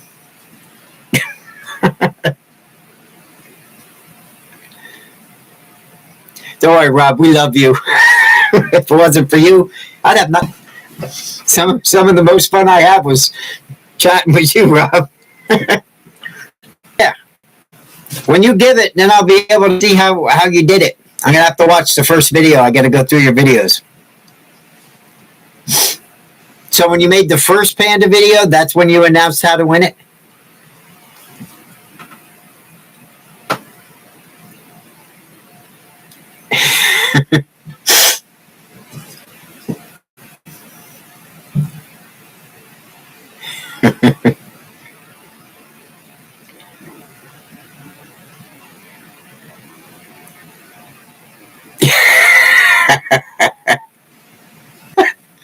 Rob, just gonna carve yourself some new friends, right, Rob? Because all your friends are mean. You bring it on yourself, Rob. I told you, it cracked me up. That guy came in with that really cool rocket scientist job, and you were asking him about aliens and stuff 2 minutes after he was here. Where do they keep the aliens?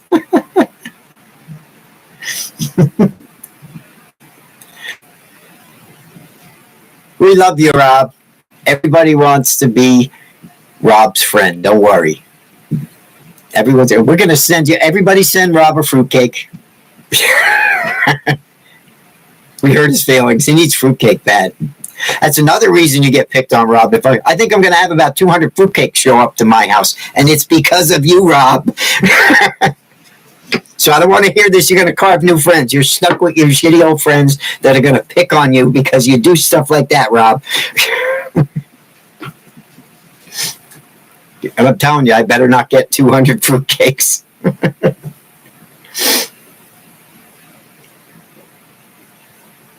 Jordy's going to catch you a Bigfoot. Hey, wait, don't you have Bigfoot around you, Rob? No, your video, you have the Michigan Dog Man, right? That's basically what, like a werewolf, isn't it? The Dog Man, or is...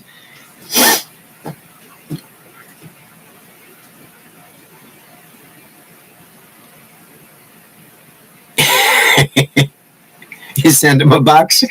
You sent him a box, your uncle. Tip sent you a whole box of fruitcakes, Rob.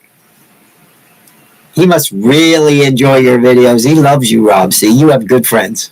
The fruitcake specials. That's what I was going to do. If I get fruitcakes, I'm going to use them in the match. I'll climb up on the ropes. I'll tie a fruitcake here to Tammy's elbows. I'll have some in my hands. We're going to jump off the ropes. We'll use the fruitcakes to take care of you guys.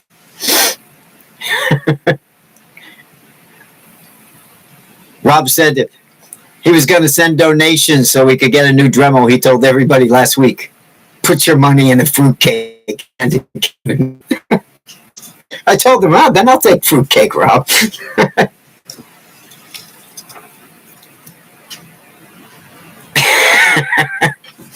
I know that started like a month ago and it's been going on.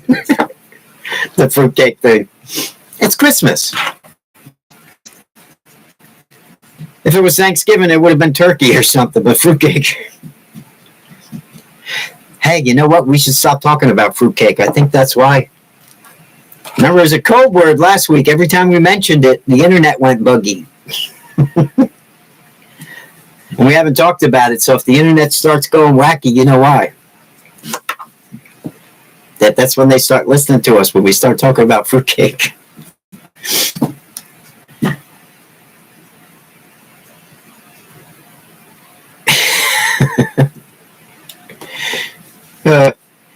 It's going to be, I guess, 9 prizes.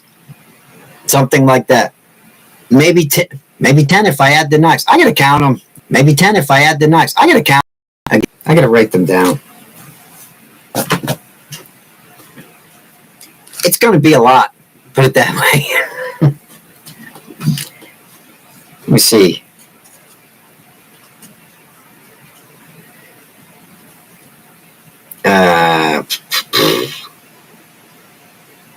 Just talk for a second. I'm trying to figure out exactly. There's 2.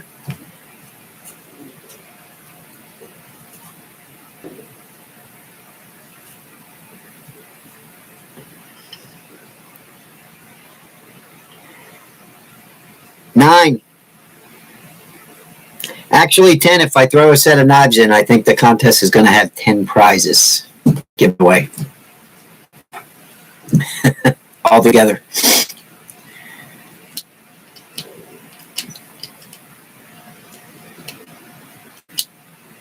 I had a suggestion for you that you would probably carve really good the other day. What was it, Rob?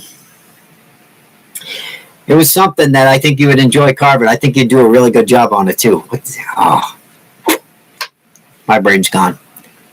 When I remember it, I'll message you. It was something good. And watching your video reminded me, I was saying, Rob would do really good. I bet you he could make one of these. And I can't think for the life of me what it was right now.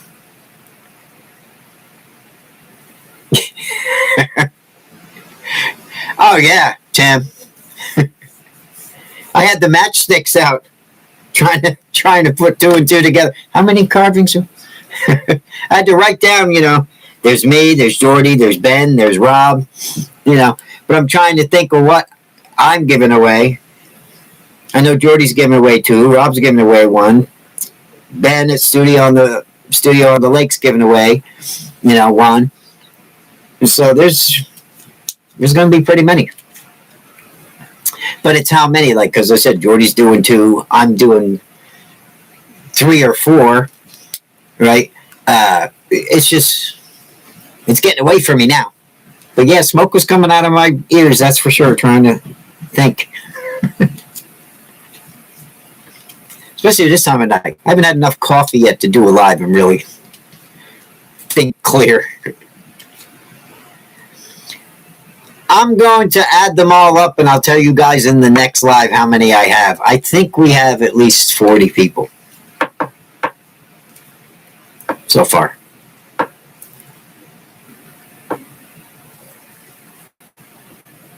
You think you could cut? You don't want those piffles, Rob. They're all dirty. Yeah, they're a little pitted. The box is all nasty. Somebody melted the back of it. I don't know. Yeah, you don't want these, Rob. Look at that. Look at that box. What is that? You don't want these. I better keep these in my drawer, just, so nobody hurts themselves. I don't want to send you something nasty like that for Christmas.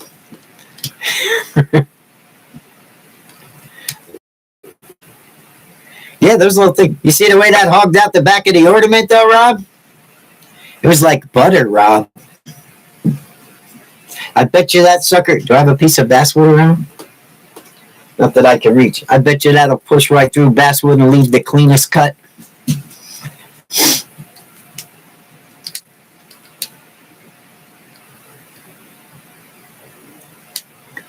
War Machine.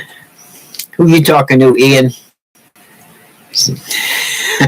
Hello, Stacy from California. Well, we're getting snow here and you're in California. I'm jealous. Well, we're not getting snow yet, but it's nasty. It's going to be below 20 here tonight.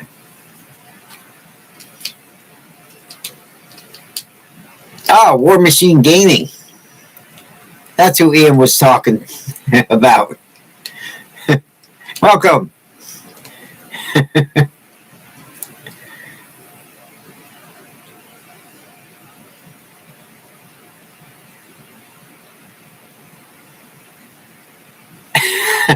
You have a nice little home for them, huh, Rob?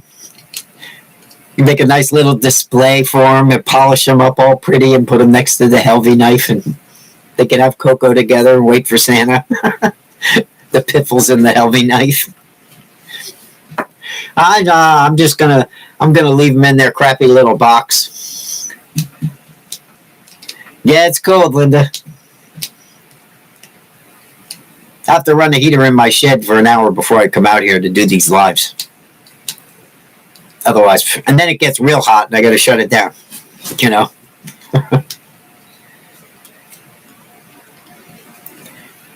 Yeah, you send him to Rob and he can do a video showcase on them.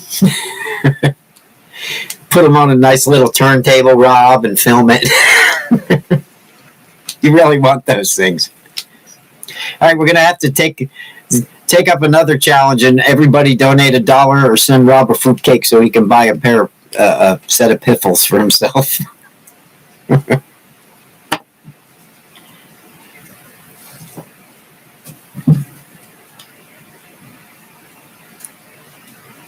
Everybody has to have a dream, huh, Rob? You don't have any files, Rob. Honestly, out of all the tools you buy, what's your nicest set of gouges you got? You don't use a lot of gouges, I notice, when you're carving. You use your knife. You're just doing them little things. Go fund Rob. Tim.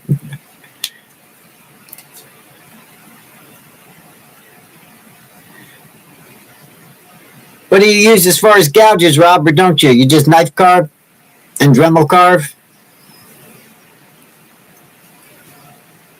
Probably flex cuts, right?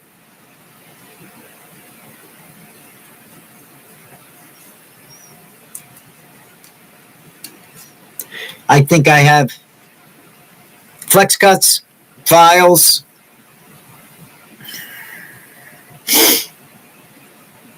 What are the other ones? I got old ones, like Ramsons or whatever they are. I got some of those. I have, what is that one good set? It's another Swiss-made set. I can't think tonight. I need more sleep. I'll have to bring some out and show you some of the ones I got. But I have a couple of really nice sets, you know, that I really rarely use. I'm usually just popping... I told you, I'm usually just taking the stuff like this and just popping it out and putting what else I want in the handle, you know. So I like these little cheap things, you know. I have mallet sets that, you know, I break out now and then when I got to work on the big logs and trees. They make nice detail, you know.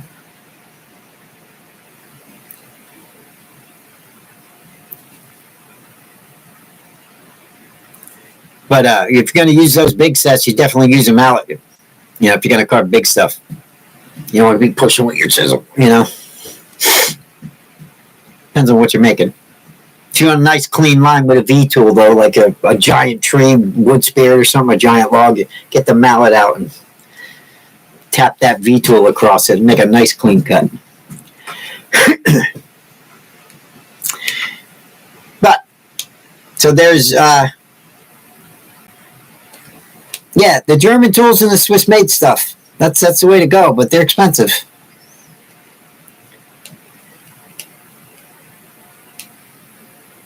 It's only good for carving pine Nazis.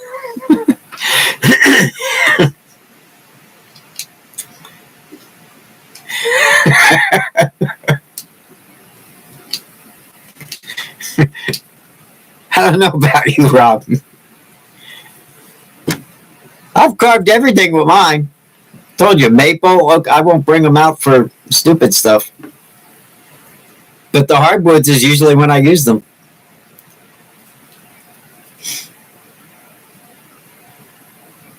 Never carved any Nazis with them, though, Rob. I don't know what the hell you're talking about.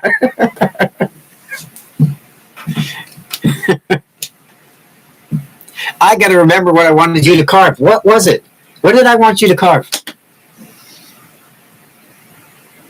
I wonder if I wrote it down. See, I'm getting at that age. that was it, and then gone. Like now. But I had something really good for you, and I said, I know Rob would do that. You would have been like, oh yeah. I said, I know Rob would do that. You would have been like, oh yeah, I got to do that. I'll remember. So when I do, you'll get a message.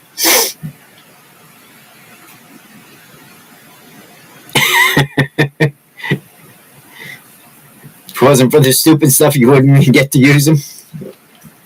Try them on the basswood. I tell you, they work really nice on basswood. You know, we're always doing wood spirits, right? And you know those little corners that you do for your ornaments, Rob? What I would do is just make a big 12-inch one, you know, flat on the back with the corner, and then use your chisels and knives and make wood spirits out of them. I used to make little ones like this for, you know, like we did you're doing Christmas ornaments. I'd make one big Santa face and with the hat and everything, and just make 12 inches, and they're nice because they're flat on the back. You just stick them right on the wall. You know, they make nice Santas for Christmas too. There you go.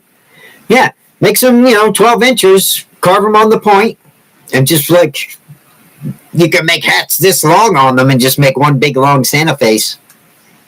Where's if I could find one, I would do one for a project this year. Hold on. Wait a minute. This is an old one, right? No. No, this is the clothespin. I used to make lots of these stupid little things when I was first beginning, like years ago. This is one of my first ones from years ago. There's a little Christmas idea for you. Go to the store. Right? It's still in my shop. It's a clothespin. So what I did was I just popped this thing apart, carved with the Dremel, the Quick Easy Santa, right? And then painted them and put it back together. Because all you got to do is really take this metal piece off here. That's clothespin Santa.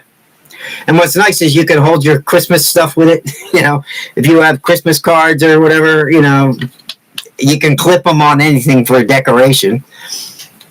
So little stuff like this I used to sell on eBay all the time. Only you can carve it fancy. This is a real simple one, but you can carve it fancy and carve. I used to make bears on them. Here's your bear, Rob. I'll make you a bear on a clothespin.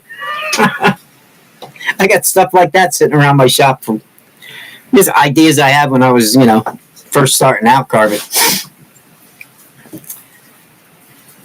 The little kid baseball bats, I used to make lots of Santas out of those. Oh, you just reminded me. I got to do the Santa video on that. I have to do I'm going to take a baseball bat and cut it in 3 pieces, and that's going to be our project.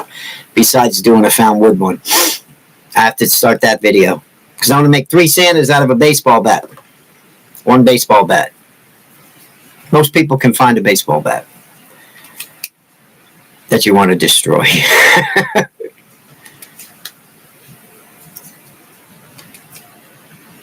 What's up, Chris?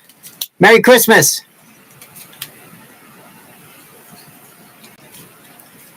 Yeah, you can make a really nice Santa on a rolling pin, but you've got very little wood. Not a rolling pin, a clothespin. I think I got the clothespin at the craft store. I was like, look at these giant wooden clothespins. These are awesome. I'm going to carve one.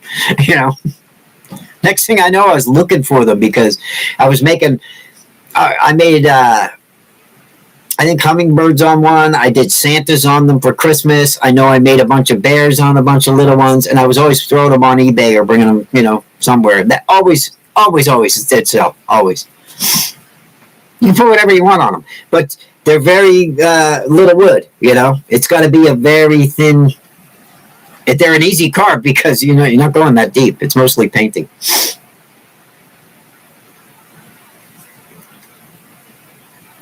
Those small bats you make little Santas out of, and they're awesome.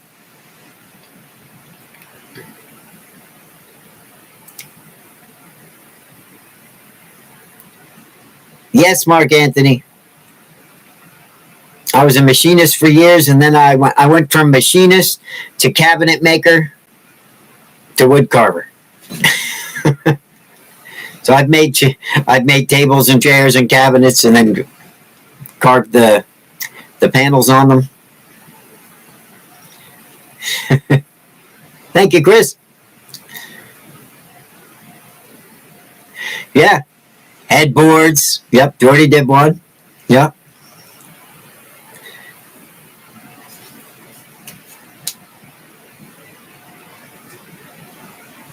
There you go.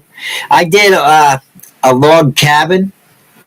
A log cabin, and he had the open beams, and pieces of the cabin coming down where they're like lolly columns, only they're just all the big wooden beams, through the cabin. Down where they're like lolly columns, only they're just all the big wooden beams, through the cabin.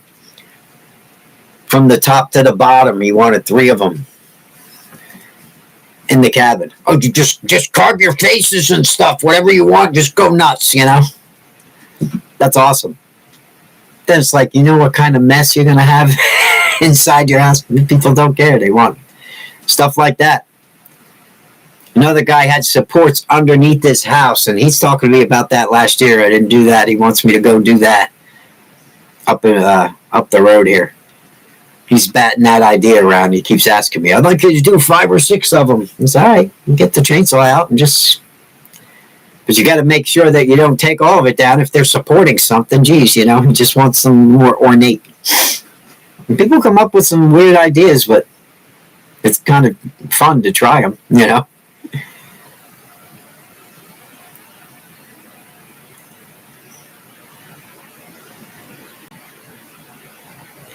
Yeah, cabinet making is pretty fun. I got a CNC right in front of me, too. I could actually make cabinets on my CNC. Nowadays, it's easy. You just go and buy the CNC plans and just throw a piece of wood on your machine, and the program will it'll punch all the holes, everything,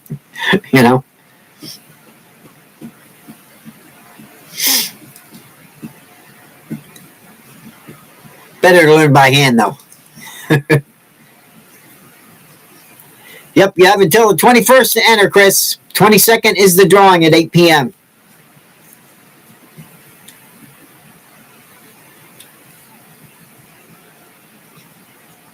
Yeah, exactly, Linda.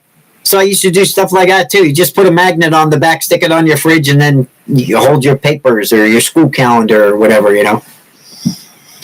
Look in the craft store for one. If I can find one, I'll do it on the channel. We'll do a project.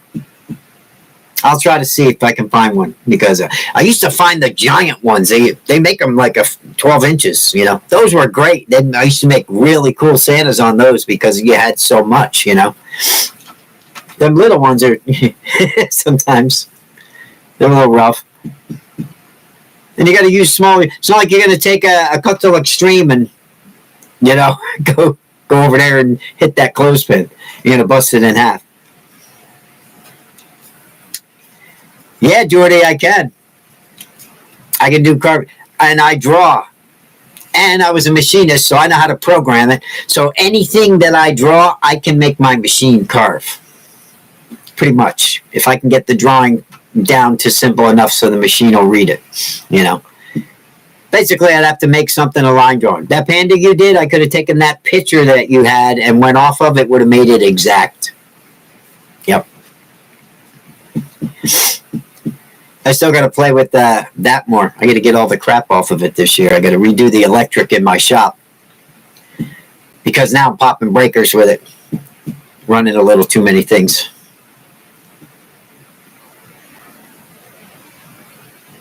See you, Ian. If you're leaving. What's up, Scott?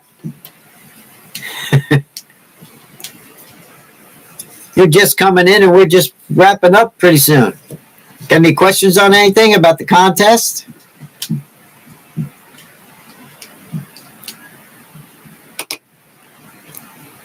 Everybody's good? Yeah, I'm thinking pretty much 9-10 prizes we're up to.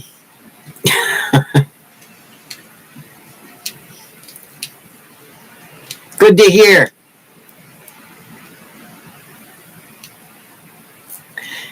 An okay CNC, Jordy?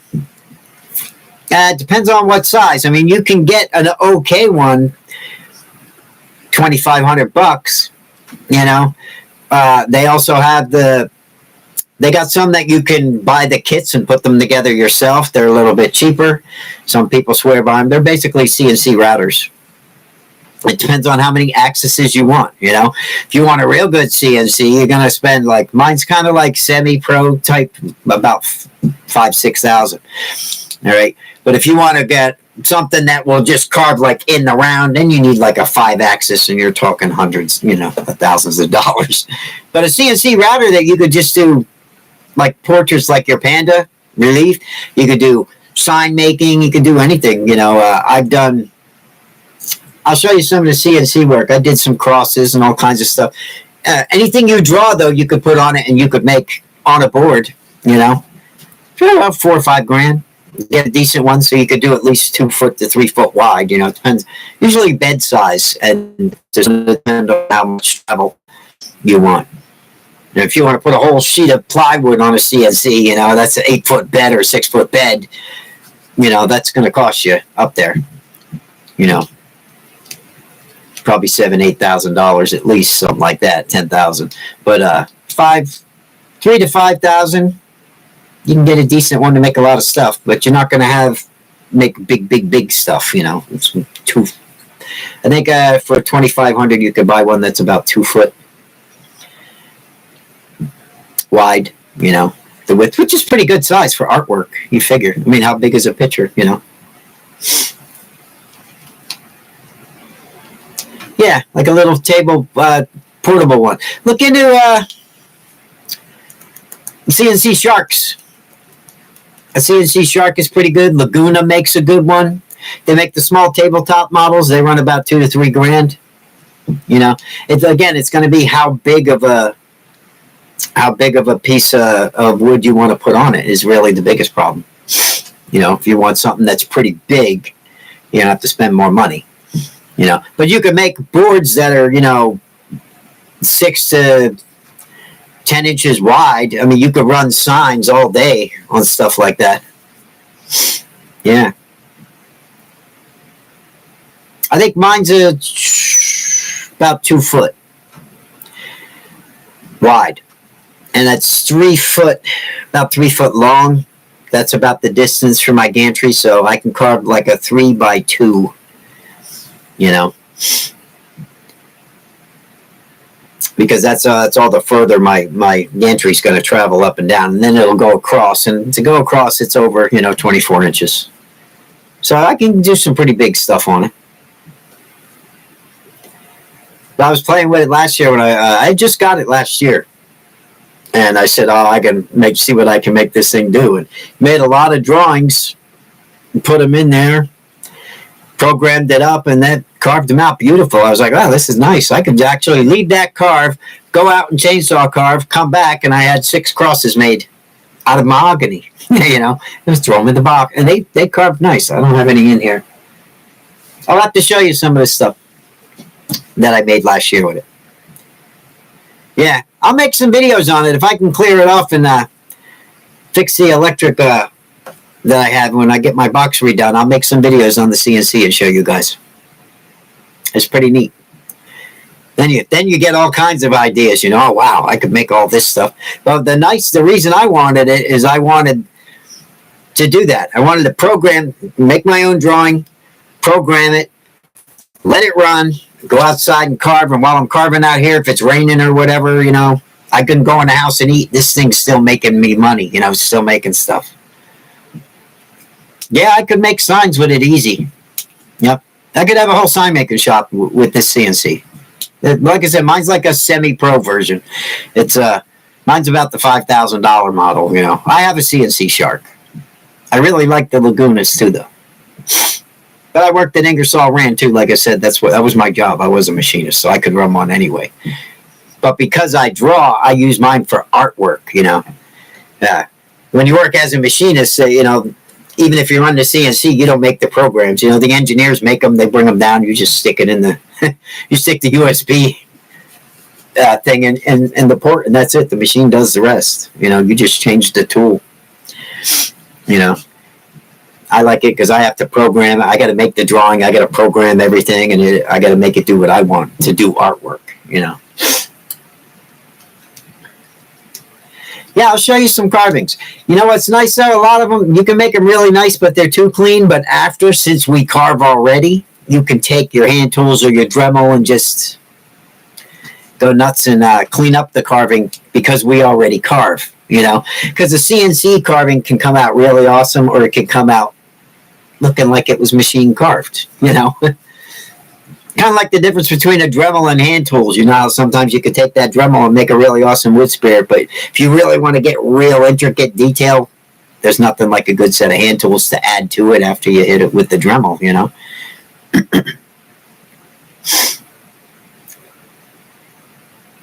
Yeah, but I have, signs. Yep. Yeah, we'll have to talk, Jordy. There's big money in signs. I'll give you a commission. We'll start making them this summer. You get the orders for the signs, I'll make them. We'll split the money. So we don't have to chainsaw carve all summer in the heat. We'll let the machine do it. Hey, anything, right? Just making family pets, I was thinking, plaques. Send me a picture of your pet. I'll put it on a piece of wood, That too. We make the whole business. Just that. I bet you could stay in business. Yeah. Well, the thing is about a CNC, see, mine I lowered that down so I can go up to 7 inches. I think that's the clearance. I can go, that's all the high. So a piece of wood this thick I could do. After that, I'm going to hit, it stops. So that's pretty thick.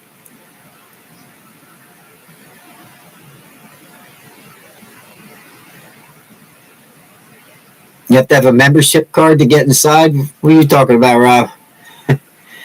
Hey, Australia. What's up, David?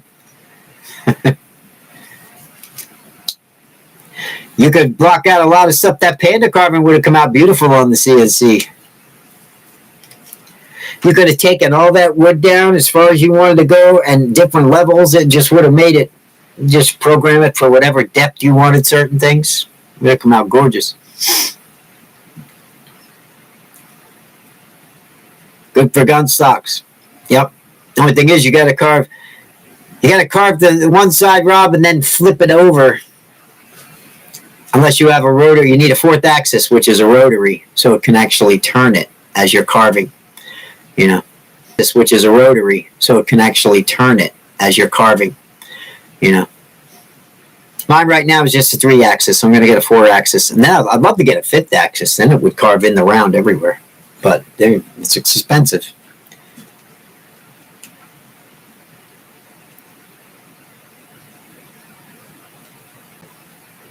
Ah, nice, David. First time?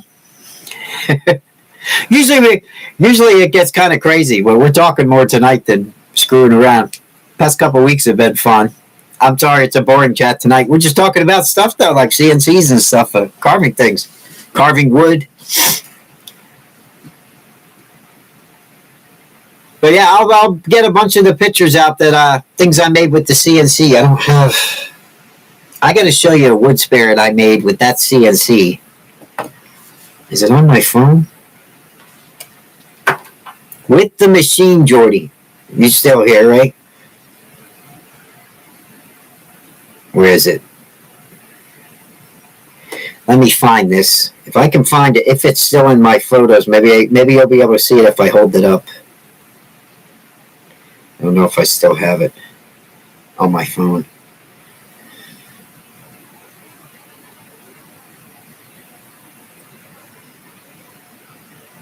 But it was I thought it was one of the better CNC carved wood spirits I've seen. Because it's hard to do a wood spirit. Oh, crap, I don't think I have it here.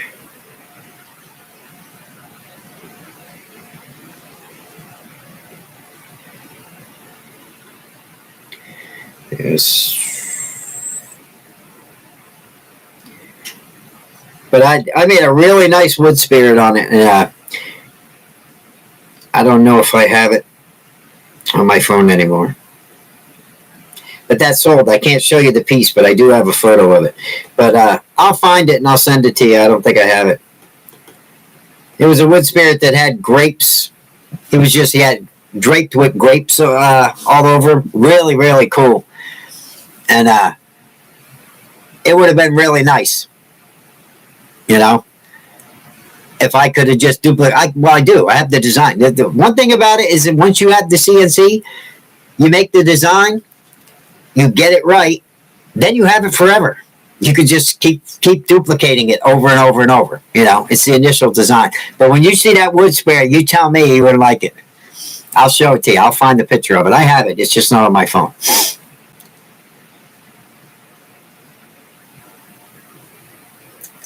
Uses both what, David? What'd I miss?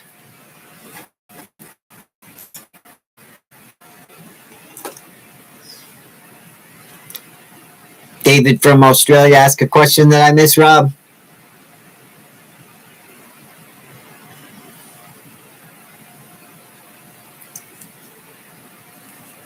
Yeah, sometimes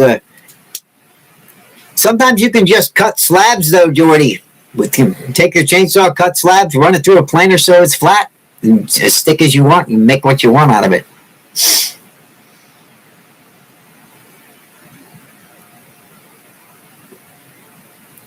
Yeah, American flags probably would sell really good.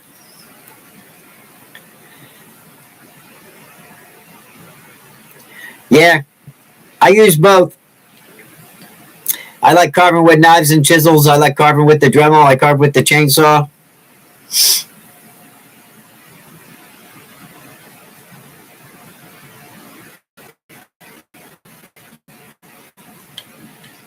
Where'd you see it? Where you run a 5-axis, Rob?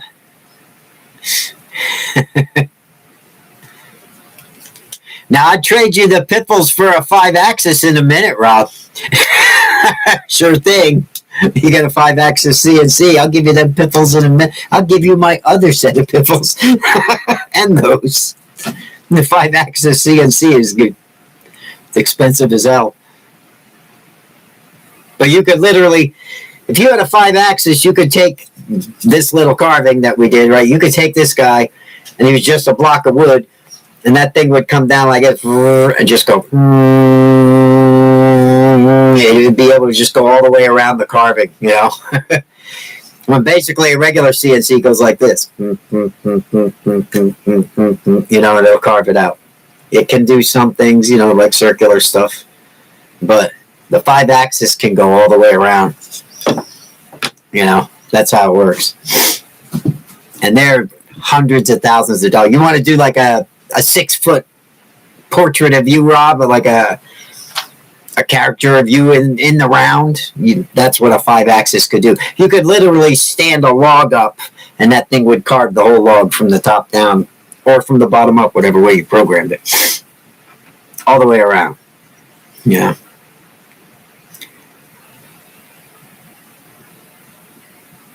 So they're pretty neat.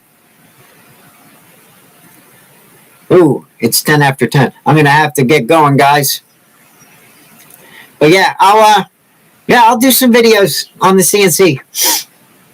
I'll have to clean up and show you guys. I didn't really want to, when I got it, I was going to do some videos, but I didn't want to make the carving channel all about a CNC because how many people have a CNC, you know? I mean, it took me years to go out and buy one for myself, but I figured, I'm going to be 60 this year. How long am I going to want to swing a chainsaw? You know, sooner or later, I'll make, and I like to draw, so I'll make a lot of my own designs and I'll make them on the machine.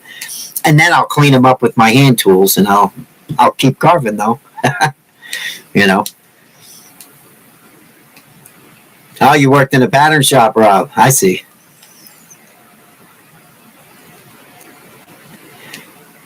Do you do it all in the designing, Jordy? You'd get CAM software and you get your software. Everything's done in before you go to the machine, before you go to wood. You have to know your wood size, the thickness of it, and you put that in. You make your design, and your design, while you're doing that, all those dimensions get figured in while you're programming. That's actually in the design making part.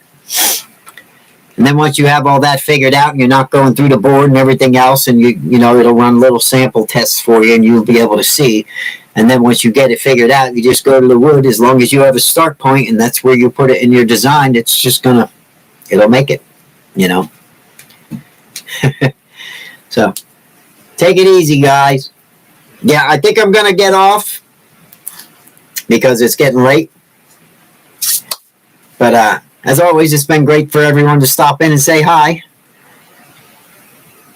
All right, I'll try to do some and show you guys what I'm talking about. I'll try to get some CNC stuff together for you. Okay, in case you're interested. And it seems like there's interest, so I can at least show you a couple clips of what it does, and then I'll have to actually do a carving or something down the road when I can get all this running. I mean, it's running. It's just not. I'm not set up in the winter. If I run this, I have to go outside, and in the winter it's too damn cold. So I'm going to get going for tonight, though, guys. And go get a coffee and see what else I can mess with. Expect another video. We're going to cut a baseball bat up and make 3 Santa Clauses out of 1 bat. I think that's what's going to be the project. I got a bat over here. So might as well carve it. I got nothing else to carve. So I will see everybody then. Any quick questions before I go on anything?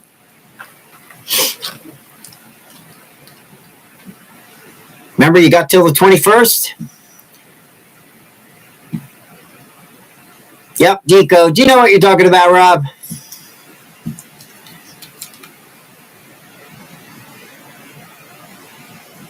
Yeah, if I find the picture, I'll put it in a video. I'll remember that you guys asked me, so you can see what I made on my CNC. It's a really nice wood spirit too. It really was. Actually, that was one of the first wood spirits that I made that come out so nice, I didn't want to sell it. I was like, I just like this. This thing is cool, you know.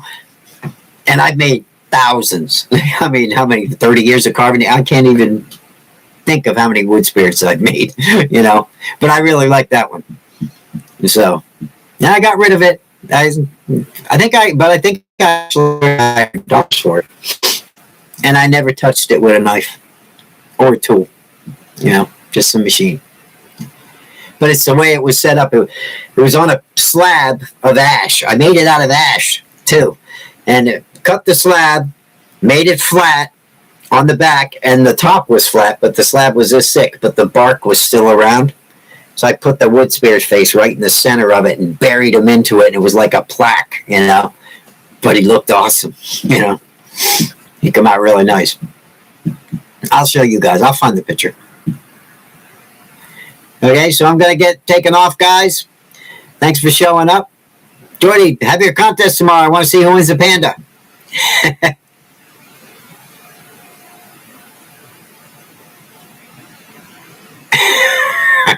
Rob. I'll see everybody later on. All right? Thanks for watching, guys. I'll see you in the next video. Bye-bye. Have a good night.